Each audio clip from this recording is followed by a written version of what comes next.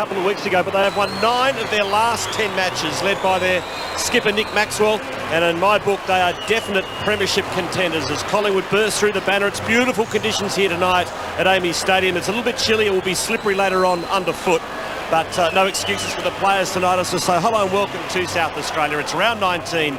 It's Adelaide versus Collingwood, and Luke Darcy, given the results so far in this round, this is a massive game as far as a double chance in September is concerned. It's all about finishing the top 4, and these are 2 contenders tonight. It's going to be a great game. If you win tonight, I think you put a big case forward for finishing the top 4. Well, let's have a look how the ladder stands, Luke, and who would have thought the Doggies would have got rolled today? You were not happy. No, it's ruined my afternoon today, but I'm sure Collingwood and Adelaide were both sitting there, so if Collingwood win today, a chance to take outright third, and it really has opened up the door for both of these sides tonight. And Collingwood's record interstate is absolutely extraordinary. Let's have a look at the last 3 seasons, 2007 to 2009. And they don't, I know you say they don't travel much, that's true, but when they do, look at that, 13 interstate games, winning 10 of them. That is a fantastic record. It is an incredible record, and as you can see down the bottom, they have won their last 4 games at AAMI Stadium, so they love playing here. They're in sensational form. They'll come across and feel really good about their chances tonight. 2 or 3 years ago, they were a good workman-like midfield. Now they're a class midfield. And I think one of the big factors, we just saw Dane Swan on screen. He's taken himself into the elite category in the AFL, almost untaggable the way he goes about his business on and off the interchange bench, a power runner, and continues to get multiple possessions. It's a really good balance, isn't it, when you've got O'Brien in the mix as well, and also Didak pushing up more in the midfield. A huge roar here. It's a sellout crowd tonight. They're predicting close to 50,000 at AAMI Stadium for this match. Do they have what it takes to win the premiership though, Luke Darcy? Well, if you asked me that at round 8 when they'd only won 3 games, I would have said no. But since then, it has been a remarkable turnaround. They've changed the way they play quarters. They handle more, they play on more, and they score more. Average 100 points since round 1 a game. They are a definite contender this year. So the Crows burst through the banner led by Scotty Thompson, who's celebrating 150 AFL games tonight. Let's go down to Malcolm Blight, and he is with their coach, Neil Craig. Well, hi Neil. How's the nerves tonight? Big night. Yeah, it is. It's a great night, isn't it? I mean, it's perfect conditions, big prize, both clubs. So hopefully it's a great game. Now Collingwood, I mean, they have been impressive. Their midfield, Swan, those type of guys, they've been sensational. You going to cover them down a bit? Yeah, I mean, we'll have a look at Swan. I mean, he's been an outstanding player for them, and he's got a great work rate. But they're not a bit like us, Malcolm. You know, there's a few guys that can get off the chain, so we need to keep an eye on all that. But both sides have a good work rate. So. Now, Taylor Walker back in the team. We're all excited about him. You've made him learn again. You happy about all that now? I learned that from you. Yeah. No, look, he's got a great attitude to it. He's a goal kicker, and we all know that. And he's worked really hard on the, more of the defensive side. And I don't want to go over the top with that, but he just needs to add a bit. But his goal kicking is very good. So your form the last 3 months, since young guys really improving. You've done a really good job with that. Your list is building. Yeah, it is. It's really building, and our supporters can see some excitement, not only in the future, but now, as you know, the demanding footy club. So they've been exciting for us. Good luck tonight, mate. Good on you, Malcolm. Back to your quarters. Thanks, Malcolm. Let's have a look at the Crows lineup, Luke. And Bock out is a huge out for the Adelaide Crows. In my mind, he's their most important player. Their structure revolves around his run from half-back. We think Scotty Stevens now has to fill that role, and they'll really miss him.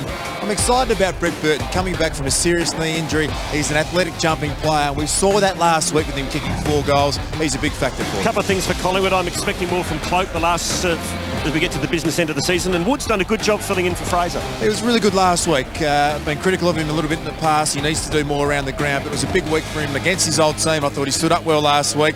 Presty knocked out, straight back into full back, but you're right about Cloak quarters. He's the one that can give him a big lift. Well, this time last year, all hell broke loose at Collingwood. Alan Didak and Heath Shaw suspended for the rest of the season after a night out turned horribly sour.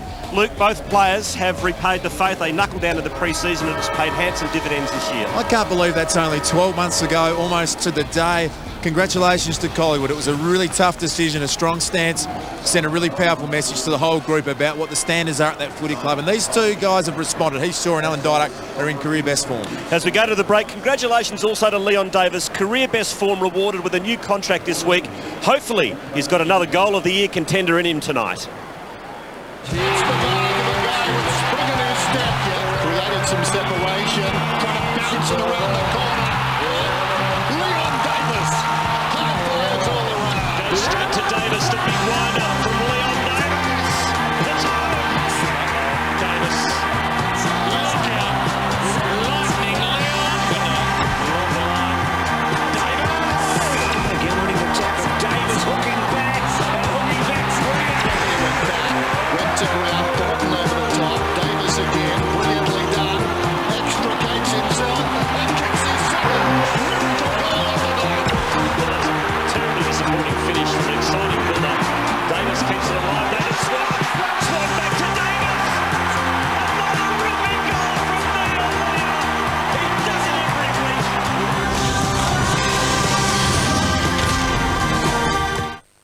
you just see this like sparkle, something in their eyes. That moment that you speak of, that's what Idol is. Idol at the new time, 6:30 Sunday on 10.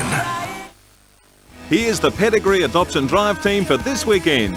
Coming into the team is Smokey. Smokey is a 10-year-old Gila cross looking for a loving home. If you're on the market for a new recruit, visit pedigreeadoptiondrive.com.au. Every consultant at Ashley & Martin has successfully completed our medical treatment program. They know what it feels like to lose hair, and they're proof that our regrowth treatment works. So call today and enjoy the confidence tomorrow. Paints for this and paints for that, for town and country too. One call on the dog and bone, it's on the road to you. Just off West Lakes Boulevard, we're talking paint supplies. Enjoy the fast-moving action of AFL in high definition with the latest technology from Panasonic. Let the experts at Harvey Norman demonstrate the outstanding picture quality of Panasonic full high-definition Viera Plasma and home theatre system. Complete your experience with the new Panasonic Blu-ray disc recorder, which allows you to record high-definition content to disc. Grab a deal from Harvey Norman for the ultimate in high-definition entertainment. Panasonic welcomes you to tonight's AFL game, broadcast in high definition. Like all fast-moving action, you'll see it at its very best on a high-definition Panasonic Viera Plasma. It's the little movie that caused a big sensation. Tony Collette and an all-star cast. Oh, jeez, I'm being pulled over. Everybody just pretend to be normal, okay? The feel-good premiere, Little Miss Sunshine, Sunday. Currently 10 degrees here at Amy Stadium. It's going to get down to 6. It's a chilly night. Endurance starting to set in as it does here at West Lakes in South Australia. The crowd is building. It was a sellout midweek, so the fans are well and truly ready for this contest. They love it when Collingwood come to town. I can tell you Simon Goodwin did lead the track a little bit early during the warm-up. So the suspicion is he's had a jab in his knee. He's had some trouble with that knee throughout the season. Missed a couple of games around the time of the break. So keep an eye on Simon Goodwin and his knee. Scott Pendlebury also has his knee heavily strapped, so another one to keep an eye on. Scott Thompson for the Crows, you mentioned his 150th game. He's been in stellar touch this year for Adelaide, and he has a big job to do in the midfield tonight, Chriso. Good on you, Corey. And Bernie Vince, of course, playing game number 50. What an outstanding player he's been for the Crows, leading their disposal and mark count in season 2009. And there's Brett Burton, 8 goals in the last 2 weeks, and what a superstar he is, an excitement machine, and I'm sure the Crows looking forward to him kicking some more goals this evening. Can't believe Malcolm Blight's tipping Collingwood. You're not, are you? Sacrilegious. You're not, are you? I try and be objective, and most times... Did you tell that to Neil Craig? I didn't get a chance to ask him that. No, I think the Pies are in good form. It should be a ripper game. I mean, we all think that, but I just reckon Bock out. It's just hurt them that little bit. And wait till you get a look at Jack Anthony. Last week he was a lemon rinse, and he is absolutely jet black. Have a look at his hair this week, Chris. What is going on with that man? Not sure, but that's a bit more like the natural look, isn't it? I reckon we got to him last week. We got in his head. Absolutely. You know what I reckon? I don't care if they can play. There's the Collingwood defence led by Nick Maxwell. A wonderful season from the captain, and Simon Prestigiacomo knocked out last week. No doubt will get the job on Kirk. There's a young... For sure. The fella, so Lee Brown. Yes, Brown. Play. In round 19, it's Marriage against Wood. Big prize for the winner tonight. Probably third spot for Fleischer. Handballs over to McLeod, who bangs it inside 50, and that is a strong mark taken by Thompson. In game for 150. 49. Averaging 20.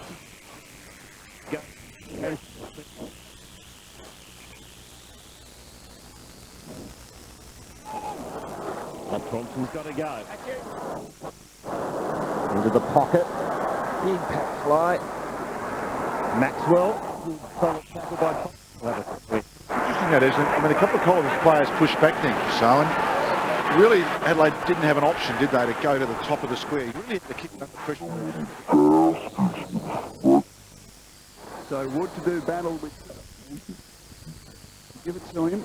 Chance at ground level. Pendlebury multiple by Symes, dragging him down. Not much. But there's no opportunity. So a bounce 48 metres from the Adelaide goal. Early going of this big game in Amy Stadium. Reads the play so well. Gets in the right spot all the time, Maxwell. Lee Brown, third man. Pendlebury, Lockyer. Now O'Brien. He combines again with Pendlebury. Not too much.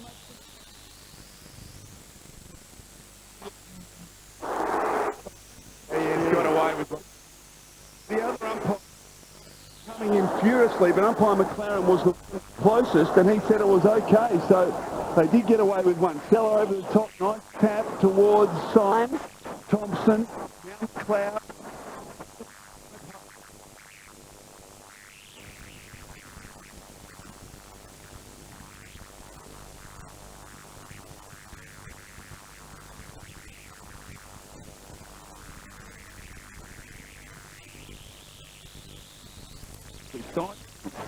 Didn't have to go over the line, Malcolm. Surely. We'll get back to that.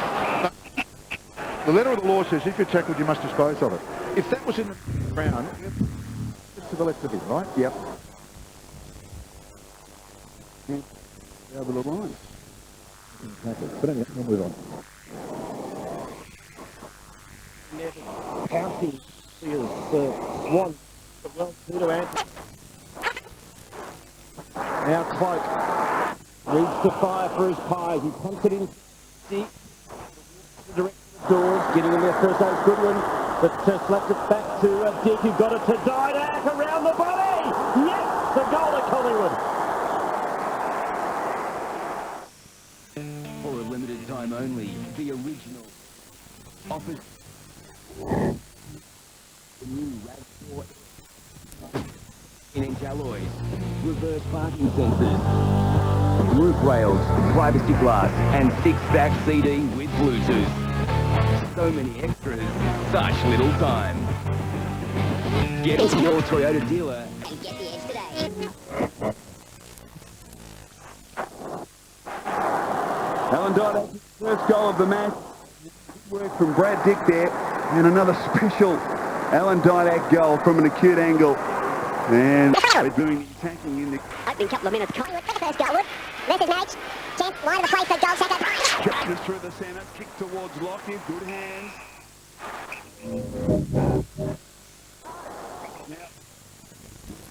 And unfortunately he's got to go back now, and time for Adelaide to get numbers back. And he kicks to Anthony.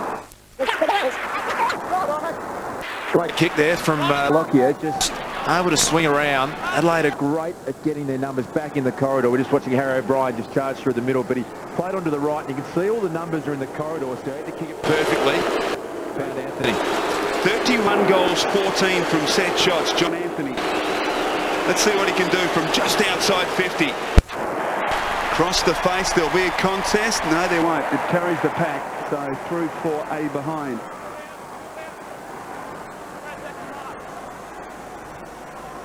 Good start for the Pies as John Cock prepares to bring it back in. The cluster in the middle there.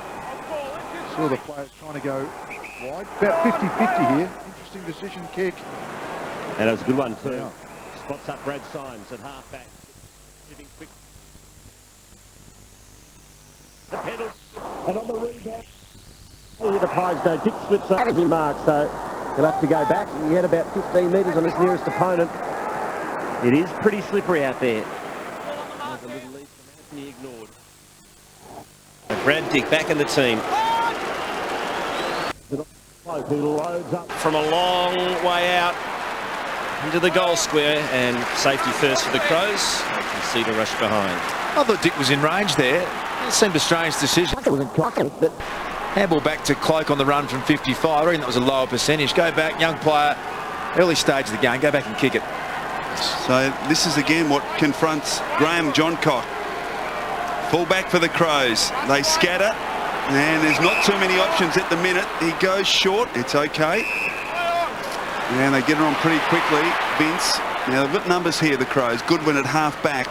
delivers poorly straight to Ben Johnson, so Collingwood have been able to effect the turnover. Now he's kicked it back towards Didak, but he's outnumbered 2-on-1, and Goodwin is able to retrieve his error. Rutten, Vince, back to Thompson. Didak got a hand in there, tried to toe poke it forward. Dick Clever off to O'Brien, kick run down by Shirley. Thompson does well. Gee, they're under the pump here, the Crows, but Goodwin does well to get it to Shirley, and now Symes, and he kicks towards the wing. O'Brien wasn't watching the football, lucky not to give away a free kick. Paddles it back to the line, Burton, and well done by Prestigiacomo. Got a hand in there to affect the handball. Boundary throw in on the wing. Those kick-ins, the Crows have done some extra work during the week with their look at that contest with Burton O'Brien.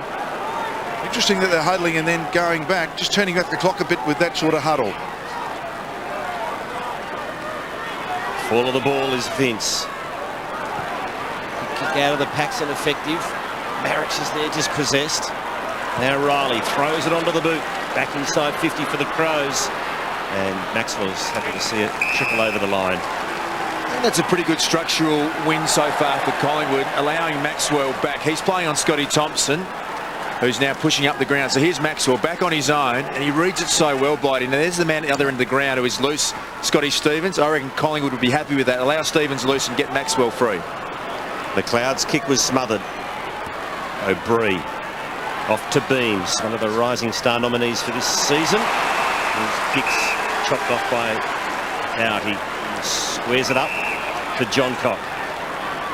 Off to Stevens. A nice little build-up here from the Crows. Thompson couldn't mark it. It's time to He's Maxwell's opponent quarter, so Maxwell back on his own inside 50. To Otten to Thompson, and now that they've paid the price, mucking around with it, the Crows. Collingwood on the break here. Didak, nothing to kick to. His chips out wide to Cloak, so well used by Didak. Cloak waits for the troops to arrive inside 50. He's going to be waiting a while. Yeah, Dawes has got in there. He's got to go back, yeah. He does go back. To Anthony, who loads up with a long bomb. It's a beauty. Around the nation, people are asking, what's that taste in my mouth? What's that taste in my mouth? What is that taste in my mouth? what's that taste in your mouth? The future. Carlton Natural Blonde. Full strength beer. Low carbohydrates. Nothing artificial. And friends with machine. The beer of tomorrow brewed in time for today. Gentlemen, taste the future in your mouth. Carlton Natural Blonde. Oh, don't you love the most dangerous player in football is the guy that can do this. Kick it straight and kick it long. Great finish from Jack Anthony. So Collingwood off to a good start here. Wood down towards Johnson. Edwards going in hard. Now a chance for Van Berle. Good tackle from Ben Johnson. Again, fighting hard Scott Stevens. He can't get it clear. So a bounce in the outer ring. Thanks, Tyson.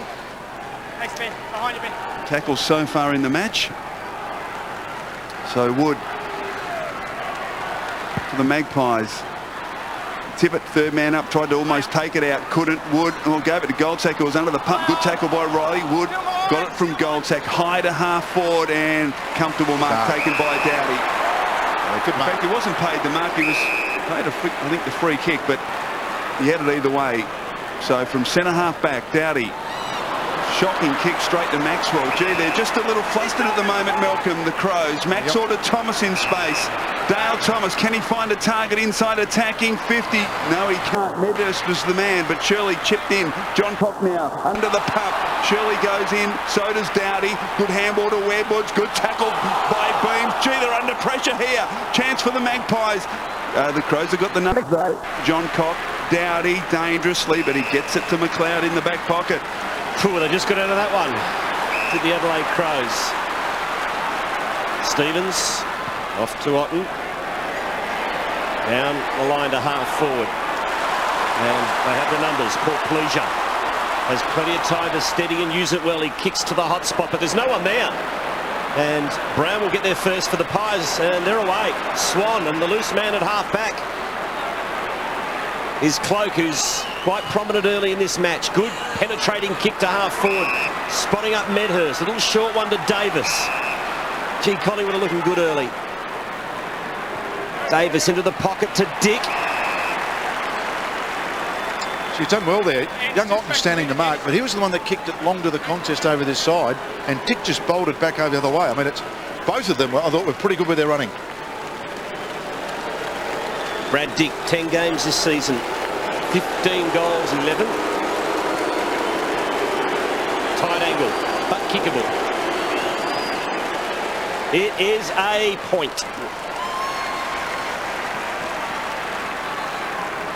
It's all Collingwood on the scoreboard. 2-3. Crows yet to score as Thompson has a break. And each of their kick-ins, Malcolm, not getting on with it quickly, taking their time, the Crows. See, Collingwood got the outrider scenario going really well, so they're allowing them to have it in the middle, and they ring the outside of that contest, and as you said, Chris, causing them some trouble. Riley, low down mark, still inside defensive 50. I still think, though, par here is when you get it to the wing these days, isn't it? I mean, if you go half the distance, you're about par. Otten off to McLeod, so they'll get it to the wing here, you would think. In fact, beyond, beautiful kick. The advantage of Goodwin. Beams tries to go back, but Goodwin was brilliant. Handball on the up to Douglas. Good tackle. Maxwell somehow got boot the ball, but O'Brien's there for the Magpies. Shaw, Medhurst, looping handball wide. Dawes. Nice little tap to Tuvey. His handball's effective to Pendlebury. Now he wants his left side. He can't get it, so he handballs back to Davis, who kicks along the line. A poor kick out on the full. Free kick to the Crows at halfback. So good work there from Adelaide, applying some pressure back on the Magpies. Interesting to watch Harry O'Brien. He's competing against a bloke who can take mark of the year, and I reckon he's played it pretty well twice. Back in, stopped Burton from jumping high. Good matchup that. McLeod right in the middle of Amy's Stadium. Beautiful kick to half forward and a strong grab taken by the man Michael Christian was just talking about. Brett Burton. Now, this is just outside his range, so he'll pass. And it's a good one. Pleasure can go back and a deliberate shot at goal here. So the forward line was nice and open then too. So what's that? The Brett Burton special. Wonderful pair of hands. Don't often get that much space on Harry O'Brien. Jason Pleasure, his efficiency kicking for goal this year is outstanding. He's at 74%. 37 goals, 13. Burton has a rest on the interchange bench. Great comeback from a knee injury it's been so far from Brett Burton. Well, not for the first time I've mozzed him. Oh, you're right, Stephen. He's a wonderfully skilled player. It's just unusual when they miss one of those guys. Kick comes into Goldsack. Little kick over the top. It's just 15 metres and the mark's taken by Heath Shaw. Thank you. Go back. Collingwood by 14 points. Early going. Big crowd in here at Amy Stadium. Collingwood will go to third if they win tonight. And Adelaide certainly well in contention for a top 4 finish if they can win. Maxwell now brings it wide. Lockie at the target and a beautiful kick. Handball off to Didak. We get some penetration, but Anthony's got to beat a couple. Now, we saw him penalised last week, Luke, about 4 or 5 times for that exact thing. And he hasn't learned, Chris, though, has he? No, he's got to adjust to that hands in the back rule. Cost him a couple of opportunities last week, as you said. Oh, Dick intercepts. There, he's got nothing on. Will he go all the way? No, he waits for the troops to arrive again. So good patient play again by Collingwood. Dick gets it back, and Dick kicks a point. Oh, disappointing finish. He did all the hard work. Forward pressure. It's working a treat, Malcolm, for the Pies at the moment. Yeah, so he's had a couple of chances this lad, hasn't he? He's normally a good finisher. His first few games he kicked goals, and he's come back into the team tonight and just didn't hit it right, did he? Too much time. Yeah, bad miss in the end. Yeah, it was. It was a... Yes, you're quite right, Stephen. That was a telling kick. John Cott. Kicks good. Finds Van Berlo. Now Symes. Kick to half forward. Good use of the body here by Douglas. Closing is Maxwell. Oh, now's it? It's not downfield, surely. No. Well, that's fair enough there.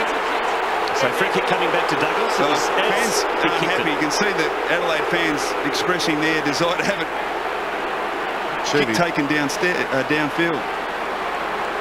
No, it's fair enough. Probably I was a bit stiff to be free kicked anyway, but the ball's coming back to Douglas. And difficult kick from here, right on the 50.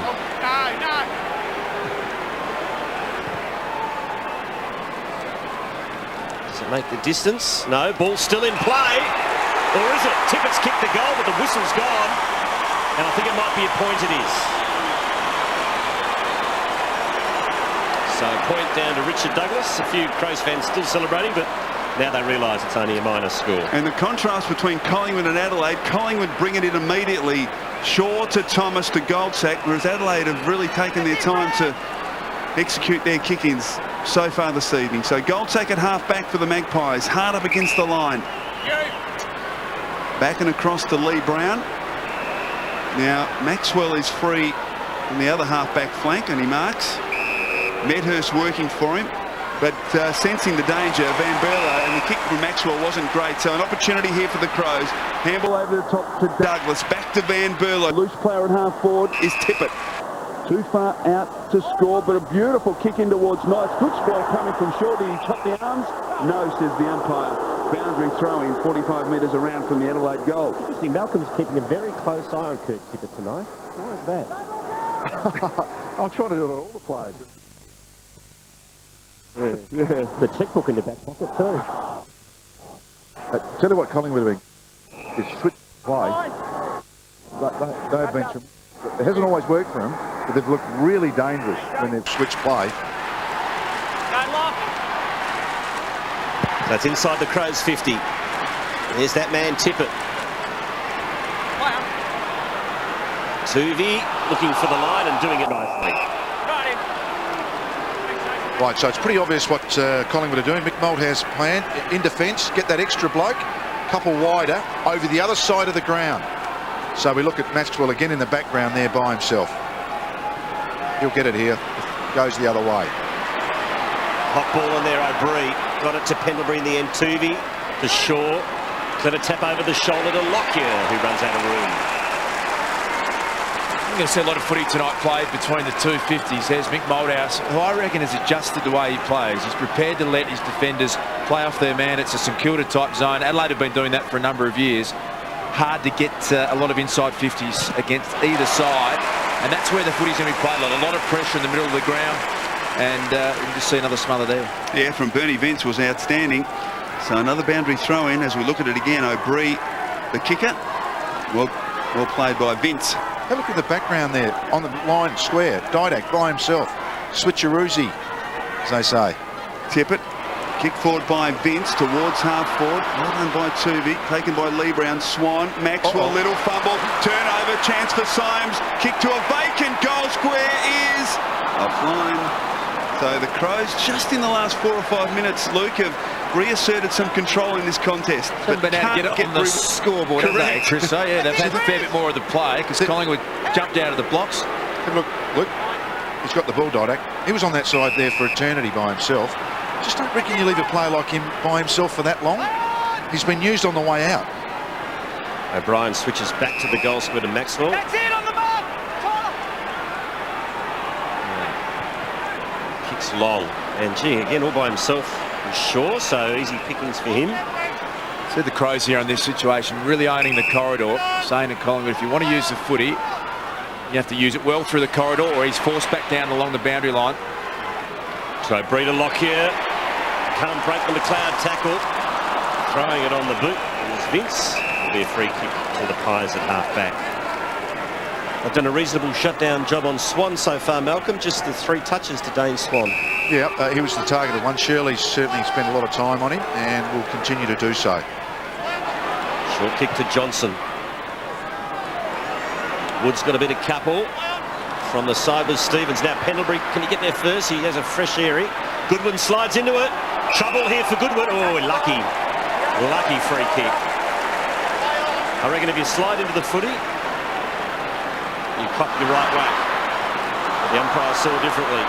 Otten under pressure, did it nicely. Back to Thompson. And his kick out wide's good, and it finds Rutten. To Thompson. Back to Rutten. They work it into the wing by hand. Knights backs himself against Thomas. And the little kick comes to Riley. Riley, looking for McLeod. Couldn't quite find him. They'll have another crack at it. Now Riley again, out wide to Goodwin. Game of chess at the moment for these two teams. Goodwin just stops and pumps it towards Tippett, who attacks the footy. Good stuff from O'Brien, courageous. The spoils go to Brett Burton, who throws it on the left boot and kicks the goal.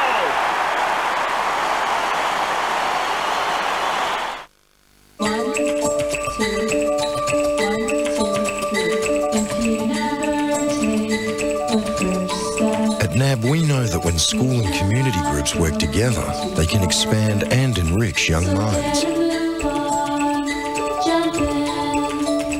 That's why we're behind the program that encourages and rewards these wonderful collaborations. Schools first.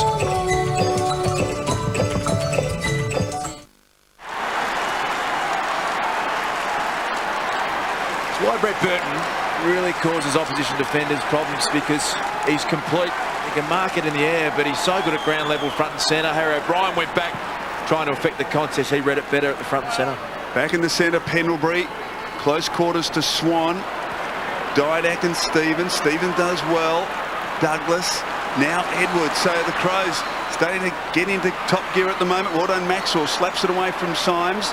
Swan can't control it. Crows with the numbers here. Symes does well. McLeod from just inside 50 towards the goal square, but Shaw the only player back. And he marks between the goal and behind posts and finds Didak. Collingwood really having some trouble in the last 6 or 7 minutes to work it out of their defensive 50 effectively. This kick to Cloak, but again the Crows at ground level dominating the contest. Thompson overruns it. Marriage does well. Van Berlo searching handball towards Edwards to Symes. He was cut down immediately and penalised. So a chance here for the Magpies. No advantage. Nick Maxwell didn't want the advantage, so the free kick will come back to be taken by Wood. That's actually smart play from Maxwell. He said, "Nah, I don't want an advantage." Umpire called it, so he just stopped and threw it back because he realised that there was about 5 Crows defenders. Now, this is where the game's being played. There are huge amounts of numbers in the middle of the ground, hard to get through. Beams kicks long. They're not in the end, spoils his teammate Marriage. Throw in. It's the Magpies by 7 points.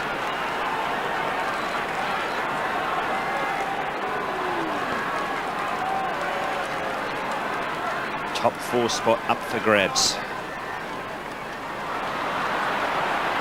Medhurst got through some pretty heavy traffic there. Fed it out to Johnson. Gives it back to Medhurst, who tries to thread the eye of the needle without much success. Otten's overran it. Thomas is there, taps it out. There's a couple of pies. One of them's Johnson. His kick's partially smothered. And quick hands from the Crows get them out of trouble again.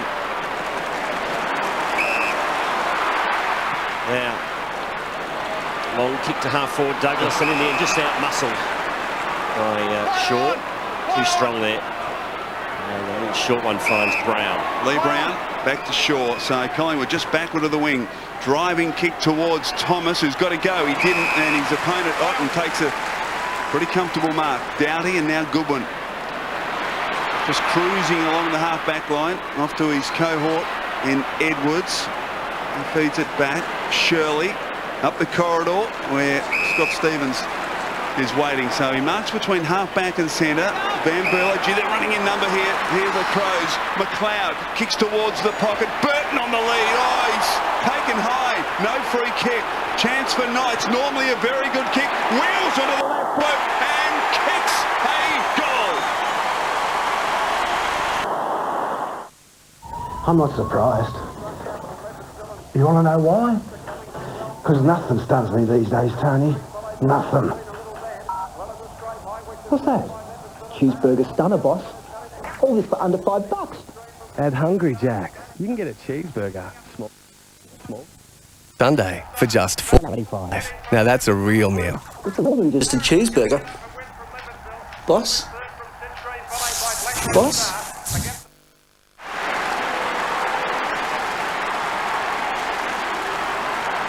Great jump here by Burton. Probably a bit stiff not to get a free kick. Tippett was really good with his hands then, and then I think they've been 7-1 inside 50s or something in the last 10 minutes, so that they've really been pushing the Crows. It's been a quarter of 2 halves. Marriage fed it out. On hands and knees is Vince. Good handball. Stevens out wide. Loose plays everywhere for Adelaide. Thompson drills a long ball to the goal square. Might go all the way. Hit the post. Didn't he get some purchase on that? Scores level.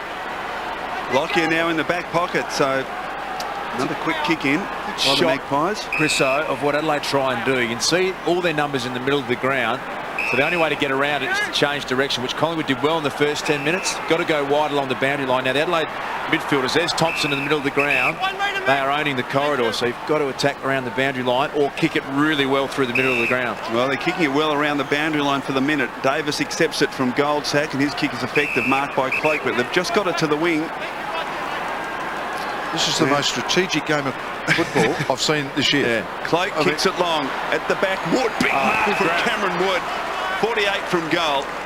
And that is what, if he can add that to his game, Chriso, he becomes a different proposition. As a ruckman, you need to have another string to your bow, and if you go forward around it, take a big grab and go back and kick a long goal. Have a look at this.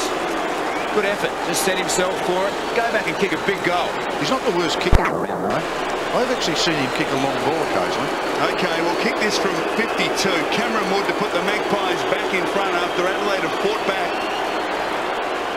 On its way, but he's missed by a long way. In fact, he scrapes it in for behind. So one point advantage. The journey was easy, wasn't it? Yeah. It's not a bad kick, actually. Here's this huddle we got going. So Adelaide having all their numbers in the corridor, and the term outriders, you can see Collingwood just ringing the Crows players, saying, "We'll pick him up as you spread." And John Cock causing him some distress. He hasn't had a lot of options. Well, they worked that one pretty well. As Vince, well, for a while they did, but he kicked it straight into the arms of Goldsack. Not a great kick, back inside 50, and Rutten takes the mark. I hate to say it, but that's dumb. Yeah, it wasn't a good kick. Isn't it? Just thoughtless. Got to be better than that. Stevens kicks to half back. The big marriage. Well, he lost his feet, but the big fella did well. Won the ball back for his team. Gives it to Stevens, but he popped it straight up to O'Brien, who decides to go into the corridor. And a good mark taken by Tyson Edwards, who turned 33 years of age a couple of days ago. Just keeps on keeping on, Tyson Edwards. Game number 306 tonight. What a player. Doughty. To the 50. Tippett just put out of position. Nicely worked by Lee Brown. Front and centre is Pendlebury. As the siren sounds to end the first quarter. And it was a quarter of two halves, Malcolm Blight. Yes, it was, Stephen. Look, obviously Collingwood got away to a beauty, and then they just closed them down. They just couldn't get out of the defensive area, and a lot of zoning, a lot of huddling. We're going to take a break. It's quarter time. It's Collingwood by a point, not far away from Grand Final Day 2009.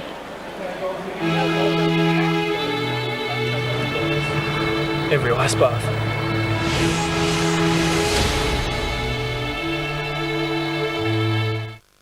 This year, catch Idol's live performances and your live results in one massive show.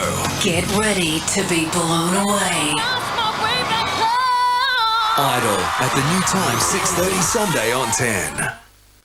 Want prices knocked even lower? Then you need the S18 Prize Fighters. This Panasonic 50-inch high-definition plasma TV has been knocked down to just $18.98. Or buy this Simpson washing machine for a low $4.99, claim the water rebate, and flatten the buyer $2.99. Flatten the price to just $2.99. Plus, get this top-filled high-definition recorder for a knockout $6.92. The SA team at Radio Rentals. Saving SA 58. Saving SA since 1958. Every consultant at Ashley & Martin has successfully completed our medical treatment program. They know what it feels like to lose hair, and they're proof that our regrowth treatment works. So call today and enjoy the confidence tomorrow. Ignition for Men winter clearance. Up to 60% off suits including Versace, Zegna, Cerruti and their Italian-made range. Also up to 50% off the big names in casual wear. Now it really doesn't cost a fortune to look good. Ignition for Men, Paynham Road, Stepney. See me, dream and feel it. Dreamland will not be undersold on Sealy. It's a fact. Dreamland will beat any Sealy price. So if anyone says Dreamland doesn't have the biggest range and the best prices on Sealy, tell them a dreamer. Here comes the biggest outdoor concert event of the year. Pearl Jam live for one massive show only.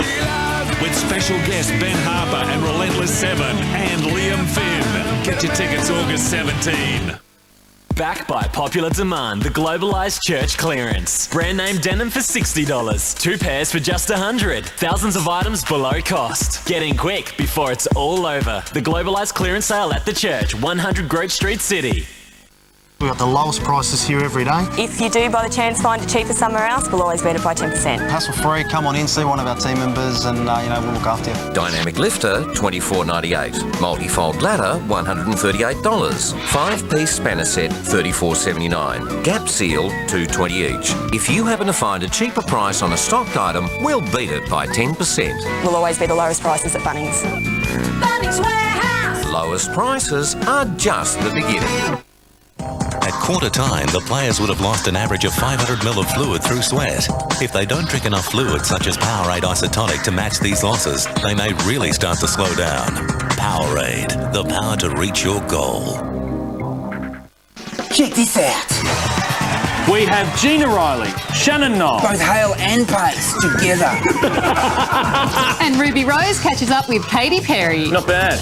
Not bad at all. The 7 p.m. Project, weeknights on 10. The 2009 Toyota AFL Premiership season, brought to you by the 200 kilowatt Toyota Orion V6. Stratco, you'll save time and money when you do it right the first time, so do it Stratco. The SA team at Radio Rentals, saving SA since 1958. Ashley and Martin Medical Hair Centres, call 1300 30 Hair. NAB AFL Auskeg, helping kids' potential to shine. And Carlton Natural Blonde, taste the future in your mouth.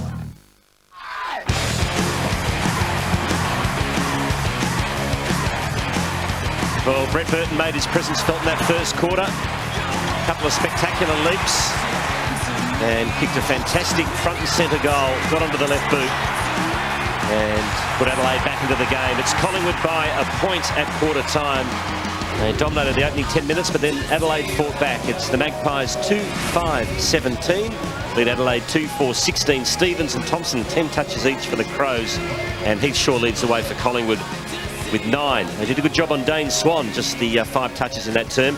Don't forget, round 20 is green round. Catch public transport, walk or ride your bike to next week's game, or carpool.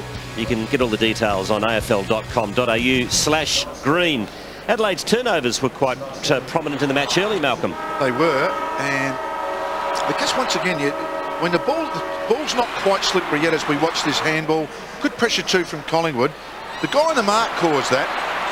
He actually landed him, and once again a player coming at him. The hardest thing to do is kick over a player coming at you. Once again, a player coming at you. It's a really quick decision you must make. Another important match being played tonight between Essendon and Brisbane. Brisbane looking for a top 4 spot there, well in the hunt. Essendon just need a win to stay in the race for a finals position. So we'll keep you up to date with those scores as the night progresses. The 2 huddles were very close together in that break, Corey Wingard. Yeah, Quarters, very strange. Both camps actually whispering to their players because they set up very, very close to each other. No injuries to report. Brett Burton, he had some work done on his back, maybe from that big high fly where he crunched into the ground there as well. Conditions, it is quite dewy, as you pointed out. The players are handling that quite well. So, yeah, interesting to see the huddles so close, but no players seem to have any problems with that. Neither side had any problems with it either. Real contrast, thanks Corey, contrast in styles between these two sides. Adelaide are the #1 handball team in the competition, and that's the way they played the first quarter.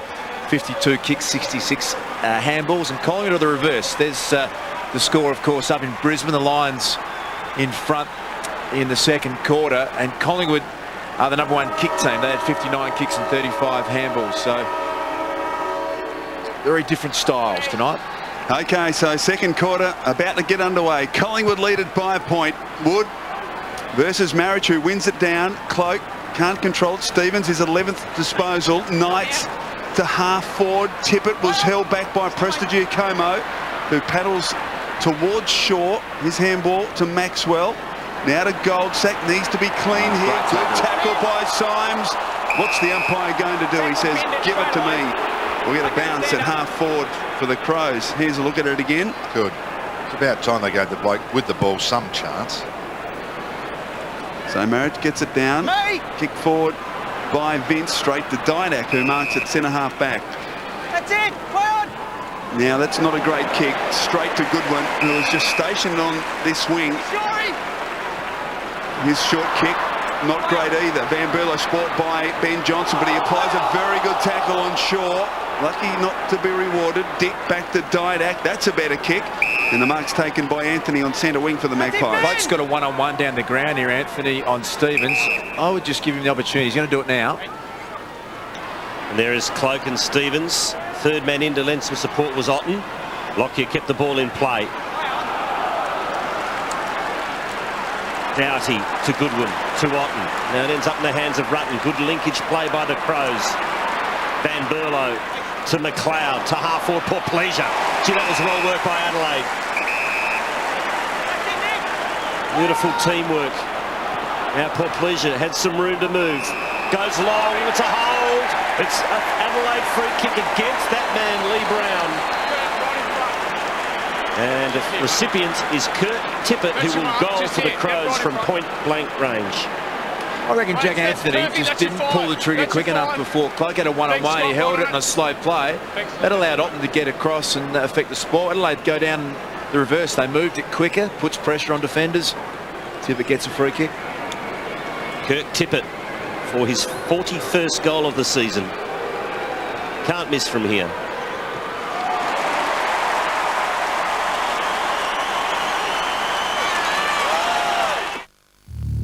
Behind these walls are some of Australia's deadliest criminals. This place creeps me out. And there's nothing they hate more than the police. Well, the nicest place to be if you're a copper, particularly a female. What happens next is every woman's worst nightmare. I've got two of my guys in there. Rush, Thursday on 10.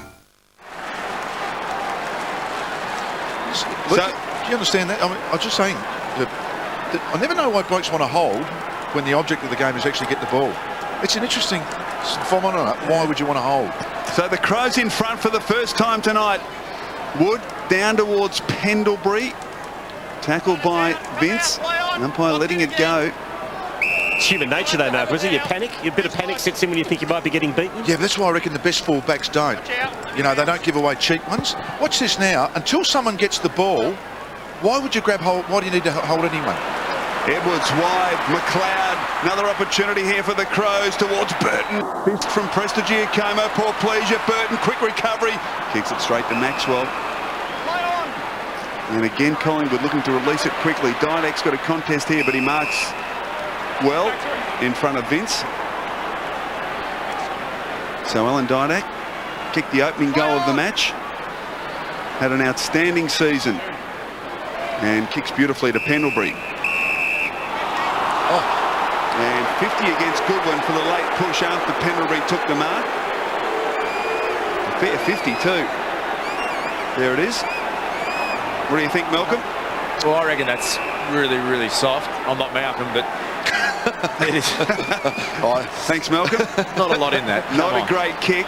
Oh, Otten should have marked perhaps. John Cock did well. Edwards, they're combining well in their defensive 50. Stevens just got it away to Van Berlo. Now Symes, who's been impressive. From half-back, driving kick into the path of McLeod, setting up a lot of opportunities. Andrew McLeod chips it towards Burton. And Prestigiacomo, Presti fell over. Chance for Burton. Hard up against the line, brings it back. Tippett, good strong mark. Too tall for Lee Brown. And Tippett will kick for his second goal in the second quarter and extend the Adelaide lead. How good is this man going? His athleticism's troubling Prestigiacomo, isn't it? And I know I'm going to keep saying it a lot, but not many players come back from a knee reconstruction and then just keep jumping, twisting and turning and playing at the level Brett Burton is. He is a star, and exactly what Adelaide need, another forward who can do exactly what he's doing. Well, here he is. 41 goals for the season, and that is not the goal, obviously. So disappointing there. Just led back a little on that one. So An even 6-point lead now to the Adelaide Crows. And I'll tell you what Collingwood need to do right now is to restructure their forward line. 4 times they've gone into a contest and it's come out just as quickly. The balance of play in their forward line, they really need some smalls to stay around the talls.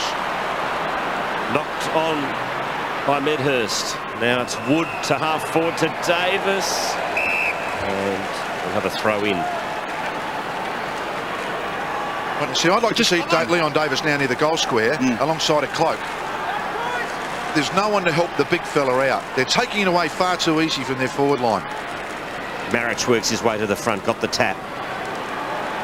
Spills to Vince, to Symes, back to Vince. Have to be clean here. And he is just a good one to Van Berlo. So nicely worked again by the Crows. Doughty is out the handball to John Cock. Now the kick comes to Watton. Back to Vince. Good hard running. He kicks to Paul Pleasure. O'Brien there. And he's been penalised for a push. Just looked like a good contest from here, but umpire's in much better position. I'd like to have a look at a replay of that one. Oh yeah, fair enough. Good call from the ump. Got the contact to the head. So Paul Pleasure's free kick. Might have been accidental, but it was there. Anything head high is a free kick, isn't it? In real terms. So Paul Pleasure kicks towards Tippett and Burton. Into the pocket. Free kick. Free kick against Tippett for a hole, and it's going to Goldsack. And he gets it moving quickly to Wood. And a couple of options. He goes towards Didak. He takes the mark at half back. Fake for the 50. Umpires awake up to that one, but he gets the ball moving quickly to O'Brien. Now to Johnson. Johnson back to O'Brien. Now what's going to happen here? 50 metres, Tyson! Now it was against Tyson Edwards, Chris O, for holding and throwing the play down after possession. So this is the rule that was brought in start of 2009. Well, Ben Johnson tried. He gave the handball, then tried to run on to get it back, and he was put down by Edwards, and that was the new rule. So Johnson from 60 kicks across towards Maxwell. Good spoil coming from Doughty. Medhurst now, who started this quarter on the bench. An opportunity just forward of the wing towards Swan. That's a brilliant pick up on the half volley. Great acceleration. Arches the back, gets away from his opponent, Maxwell. Swan. And the kick is chopped off. Brilliantly done by Van Berlo.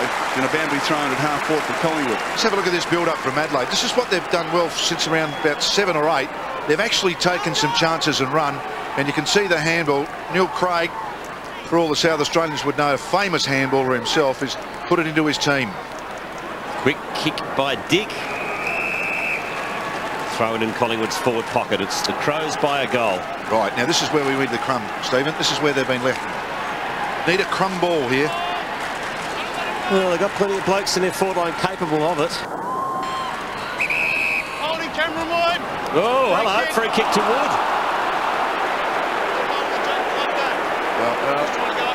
Look forward to seeing that again. It's an inexperienced ruckman, James Seller.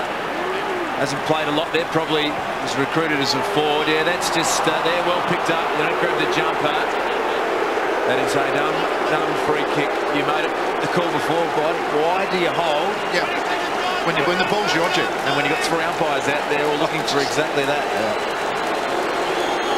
That's why bugs like me don't playing the game, I reckon. So Cameron Wood from only 25 metres out, slight angle. And he has nailed the goal. Scores level at Amy Stadium.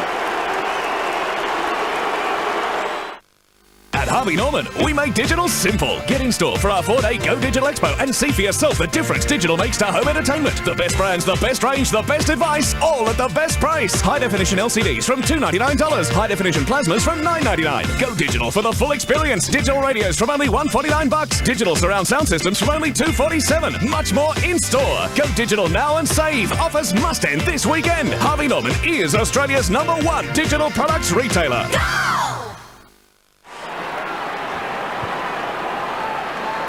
Just got to repeat that. I don't know why you hold when the ball's your object.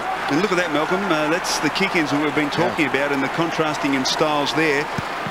8-minute mark of the first quarter was Collingwood's last goal, so 30 minutes between goals. Oh, gee, Wood just sat on Seller there. Don't think Seller was too happy about it, so another bounce. Held in. Thanks, James. Thanks, mate. 3-5 plays 3-5. Both sides in contention for a top 4 berth. Wood fists it forward into the path of Dawes. Good little handball to Davis. Now Swan. Around Stevens. No, he elected to handball instead to Lockie, who was well tackled by Riley. Umpire let it go. Anthony, oh gee, gave it to Dawes, who was under the pup. He feeds it back to Johnson. Ben Johnson now. High inside attacking 50. Medhurst. No, he couldn't control it. Good pressure coming from Otten. Boundary thrown at half forward for the Magpies. Well, Michael, they got a goal last time, I reckon, because they kept the ball in. This time they've got to keep it in again. You know, just kind of build the pressure up. As you know, when you're in defence, it's hard to get it out. You're starting to worry. Seller the tap. Spills to Vince. To Stevens. To Goodwin.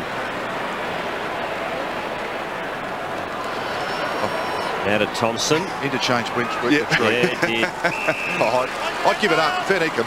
I'm glad I'm not. Taylor Walker straight on and a nice stat. I reckon every player that went off, I reckon the next coach, the next best coach, is going to get every player to come on off with an opponent, so you know what's going on.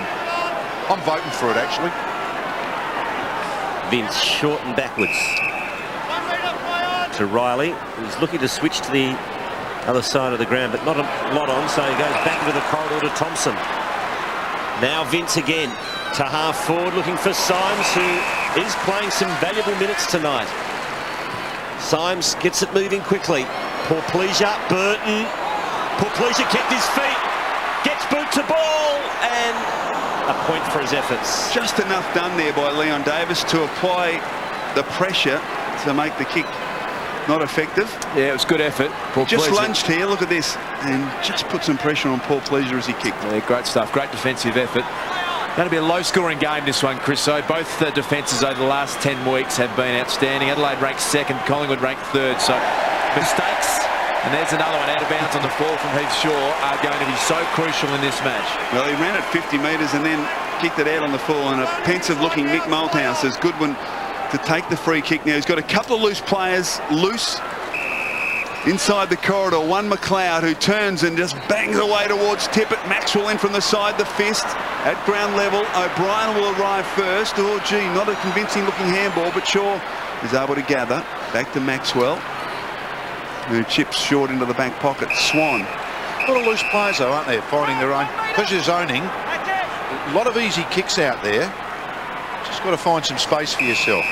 51-33 disposals in favour of the Crows in this second term as Beams accepts the mark. Hasn't got much to go to, so decides just to kick along the line towards Anthony. Fist at the back from Wood. Numbers though with the Crows. Stevens. Vince has been outstanding.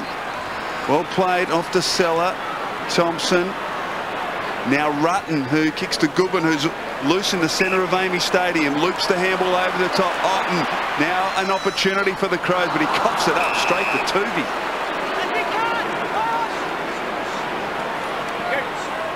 Tuvey to Shaw. Short one to Lockyer. We're outnumbered up the ground, so it's either really long or wait, kick it back. Oh, give it no one. Rutten gets there first, gives it to Goodwin. Bad breakdown there from the Magpies. Thompson to Otten, who again goes back into the corridor as Crows peel off to the fat side of the ground.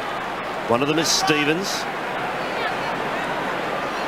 Now McLeod, who's getting plenty of it like he did in round 1 against Collingwood. Over to Edwards, little sidestep, then ran into a wall. Not the best of handballs. O'Brien for Collingwood. To Beams, to Wood, to Davis. Long ball looking for Anthony. Well on John Cock. Big leap from the side and won the football back for his team. Big play. It was a big play. Gives it off to Edwards, who chips to the 50. To Symes. Squares it up to Porplesia. He had the ball fisted away. And we'll have a throw in the forward pocket. Adelaide into attack. Great effort this from John Cock. Back to the flight, turned it over, and they were out, Adelaide. Yeah, fantastic pick-up too. Tippett wins it forward to the play. Pendlebury, handball close quarters to Maxwell's okay to Swan now. brings it back across his body. Beams has to be strong in the contest, and he is. That half-back, outstanding season from the youngster. Collingwood now back to Beams. Pendlebury. Very casual. Tuvey. Well done. Kept his body over the footy, although then lost the handle. Stevens. And we'll get a ball up. Well, we know the umpire letting it go. Stevens has got it. And a bounce just backward of centre wing for the Magpies. How good is that man on screen going, Bernie Vince? 10 disposals this quarter, 19 for the match. He doesn't get tagged. He's running around with Dane Swan. They've only tagged him once this season. Clinton Jones in round 16. He leads almost all categories for Adelaide. Still gets under the guard of opposition sides. Beautifully worked by Leon Davis to Medhurst. Smack bang in the middle of the ground. Kicks a long high ball. Good vision actually. Looking for Wood, who takes the mark on the second bite. Wants to get it moving quickly to O'Brien. He goes for home and misses to the right. A couple of good strong marks. Cameron Wood running forward. Good effort again. Kept his eye on the footy. Pushing forward in the ruck. I've just been watching Thomas, who's had 2 touches for the game. He's been outnumbered nearly every time he's been to the ball, and he's almost like a decoy. He really will be fresh. I think he's maybe due to go on the ball. Just put Dane Swan at full forward. There's Daisy Thomas in number 13. He just needs to get hold of some footy. Riley off to Thompson. His handball into the path of Dowdy. It's okay. No pressure from the Magpies there. Vince again. Kicks it wide. Knights. Gee, they're running hard here, the Crows. Big opportunity. Back. Just Thompson had to prop there, and his handball back to Knights wasn't great either. So Knights turns, kicks to the top of the goal square. Tippett and Prestigie Como. They wrestle each other in the goal square, and it's a behind. Nothing doing in terms of that contest. And the Crows back in front by a point as we look at it again. Oh, they both had hold of each other. Were you happy with that? Yeah, it's great. I reckon Tippett was a bit unlucky. Okay. Lucky to give away a free kick there for demonstrative behaviour, Kirk Tippett. Corey Wingard quickly on Brett Burton. Yeah, just having some work done on his back down here on the boundary line, boys. We saw him crashing a few big high flyers he's gone for, so keep an eye on him. The natives are also getting restless with the men in yellow down here as well. Well, there's a shock. Just hang on, we've got to get back to that. Michael Christian said Kirk Tippett was unlucky. Extraordinary it was. So Goodwin's got the free kick. It was against Pendlebury. To Edwards, back to Goodwin.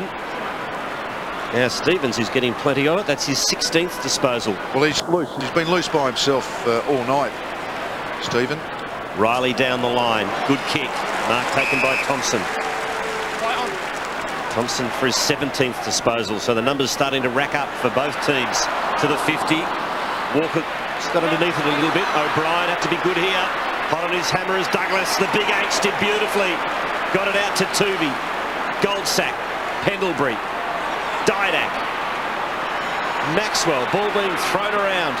Now he switches back and he finds Davis. He's got Thomas on short. And that's where he kicks. Not 15. Thomas kicks into the man on the mark, and it ricochets over the line for throw. And so good forward pressure from the Crows. 50 out from their goal. At least we got him a touch. Look, I reckon what's going to happen is Stevens actually getting plenty of ball loose man. Maxwell's not getting as much, whoever's loose down at Collingwood. I think Mick Malthouse at this stage has got to decide, are we winning this game or are we not? And that sounds silly with it being an even ball game. Vince does well to get it to Symes. Now off to Riley under pressure. High towards full forward. Walker, and Lee Brown does well. Knocks it through for a rush behind. Michael, do you understand what I mean? If Mick Malthouse is happy with this, Stevens getting a lot of ball from behind the game and setting it up for the Crows, at some stage or other, you've got to go and win the game. The scoreboard will dictate over the next 30 minutes of this game, I reckon. Might have to tighten him up. I don't think Maxwell ever gets huge numbers, but I reckon his influence is so good back there. He gets back and assists, he sets up, he's such a good leader, and when he's free, but you're right, at some point, someone's going to be brave enough to take the game on as a coach and man up forward. Here's your man Malcolm Thomas. Headed up to his captain. Now Pendlebury back to Maxwell. Not much on offer. He almost hands it over to Swan. He gives it back to Thomas again, who goes into the middle. Goldsack to Johnson. Now here's a fast break for the Pies. To Didak all by himself. Runs to 60. Great and kick. Kicks beautifully to Dick. Well worked by the Pies, and Dick should go back and have a shot. That is a very rare occasion. We've seen a fast play and we've seen space inside 50, and that is the way to break down Blighty's got his man in the play, Thomas, and he needs to, and he set it up, Mike Malcolm, so he hasn't had an influence. Good move, get him involved. Brad Dix had a 9-minute breather on the bench. He's just back on. Lines up and misses badly again. That's 3 behinds to Brad Dick. As we near half-time, it's the Crows by 1 point. And all 3 of them, he just hasn't hit it right, has he? It's a shame, isn't it? I mean, all gettable. Is he just caressing them now rather than kicking through them? You're the goal-kicking guru. What do you reckon? Well, I think you run in as quick as you do normal kick almost, but 95% of players don't agree with it, except the blokes that do it kick very well. Short kick coming to Edwards, and they've persisted with this huddle, and what's happening is that the Adelaide players are leading the Collingwood players out to the flanks, and they're able to go up the corridor, and they do it again. Doughty from centre half back kicks it wide. Big task here for Lee Brown, caught behind. He did well. Now O'Brien just lost the handle, and Van Berlo swoops on the opportunity. The Crows a big chance here. Comes to Douglas from outside 50. He loads up and misses a golden opportunity missed by the Crows there. They lead by 2 points.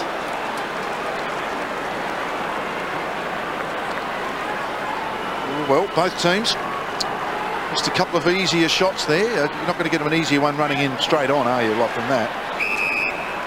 Good kick by Shaw, finds Maxwell. In fact, on a perfect night, 3-9 to 3-7, it is a disappointing result for the skill of both teams. Talking about Bernie Vince, Luke, he's been slipping under the radar all year. He's up to 21 disposals already, Bernie Vince.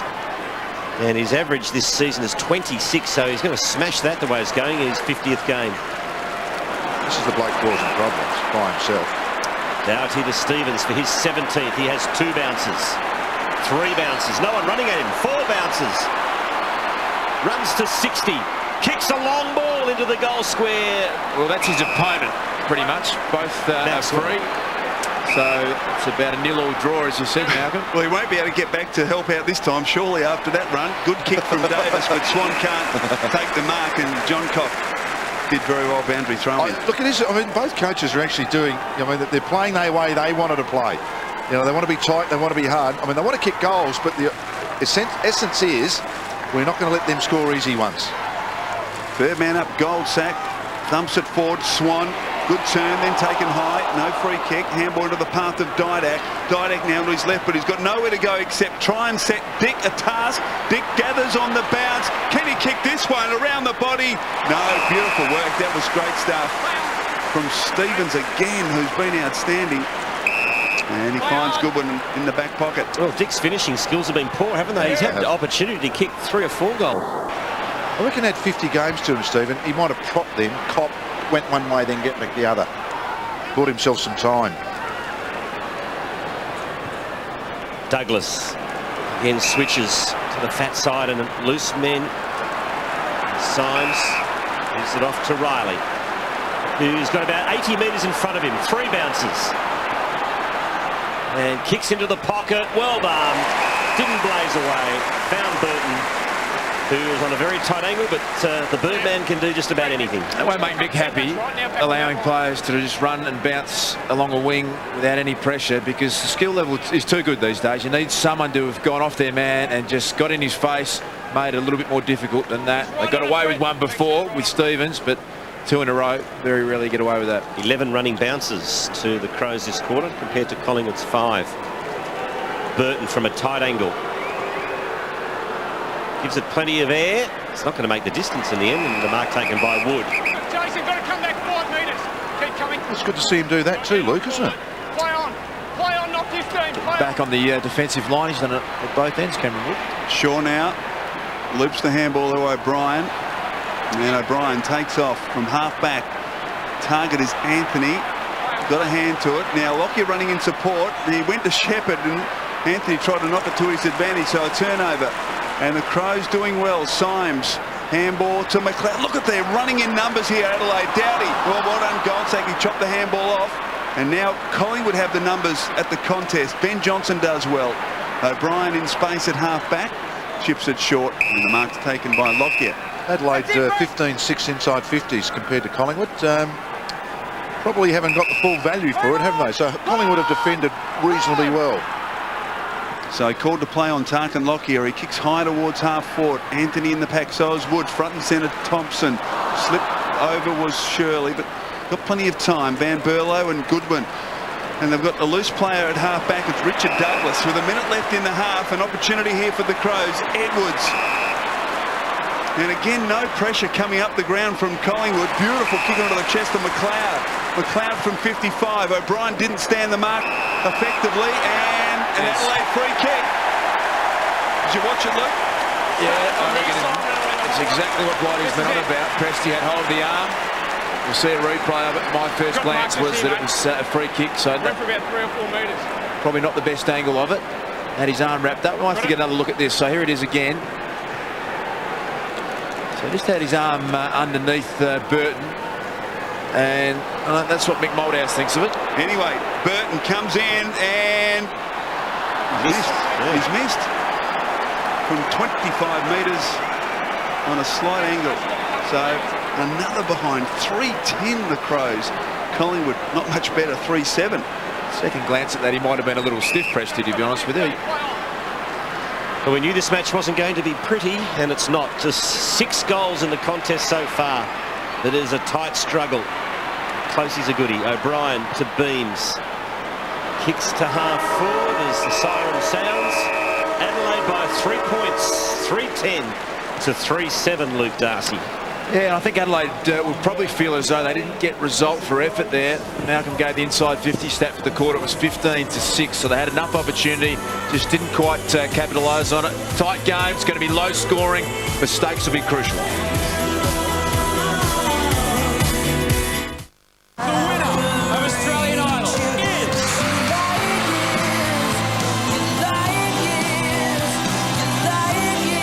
You are judged on your talent in this arena. Idol at the New Time, 6:30 Sunday.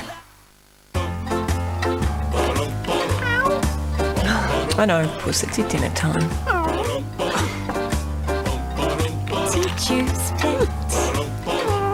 All right then. Well, it'll be worth the wait. I've got something new for you. Cats can't resist new Whiskas' tasty textures, lovingly prepared with the finest quality ingredients. Can I pay the bills now, Puss? Now is a good time to consider buying your first home. We'll find you the right home loan, insurance, and help you with up to $25,000 in first homeowners grants. Don't just live for today, plan for tomorrow. Bernie Lewis Home Loans, Bernie Lewis Wealth Management. Weeks and Macklin are offering new homes from just $98,000. Less the government grant of up to $25,000 for first home buyers means you can get a quality Superlock steel frame 3-bedroom home from just $73,000. So call Weeks and Macklin Homes today. Wherever you go, whatever you do, the day is what you make of it. Anywhere in your element. Hugo Element, the new fragrance from Hugo. If you absolutely love the Red Rooster Ripper Sub, you now have a difficult choice. Go with the classic, or try the chili and garlic aioli, or smoky barbecue flavour. Whichever one you pick, it'll be a ripper. At Cosmos, we've flattened our floor stock prices. 5 big days only. Prices smashed to sell. LG LCD 32-inch TV, crazy at $9.49. Westinghouse fridge, boss says crush price to $13.99. Plus washer markdown madness. Only at Cosmos. Jimbo, Jimbo, off to work we go. Jimbo, Jimbo, off to work we go. Jimbo, Jimbo, off to work we go. Jim's Mowing for all your gardening needs. At Mother Energy Drinks, we don't do things by half measures. So when Matt complained, I didn't see the reason for so much energy, we said, we'll see. Because Matt's a bit of a commitment phobe, we hired some actors, dressed them up as brides and let them loose. Run, Matt, run!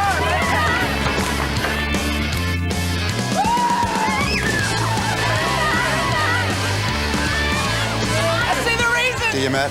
Do you really? A mother of an energy kick!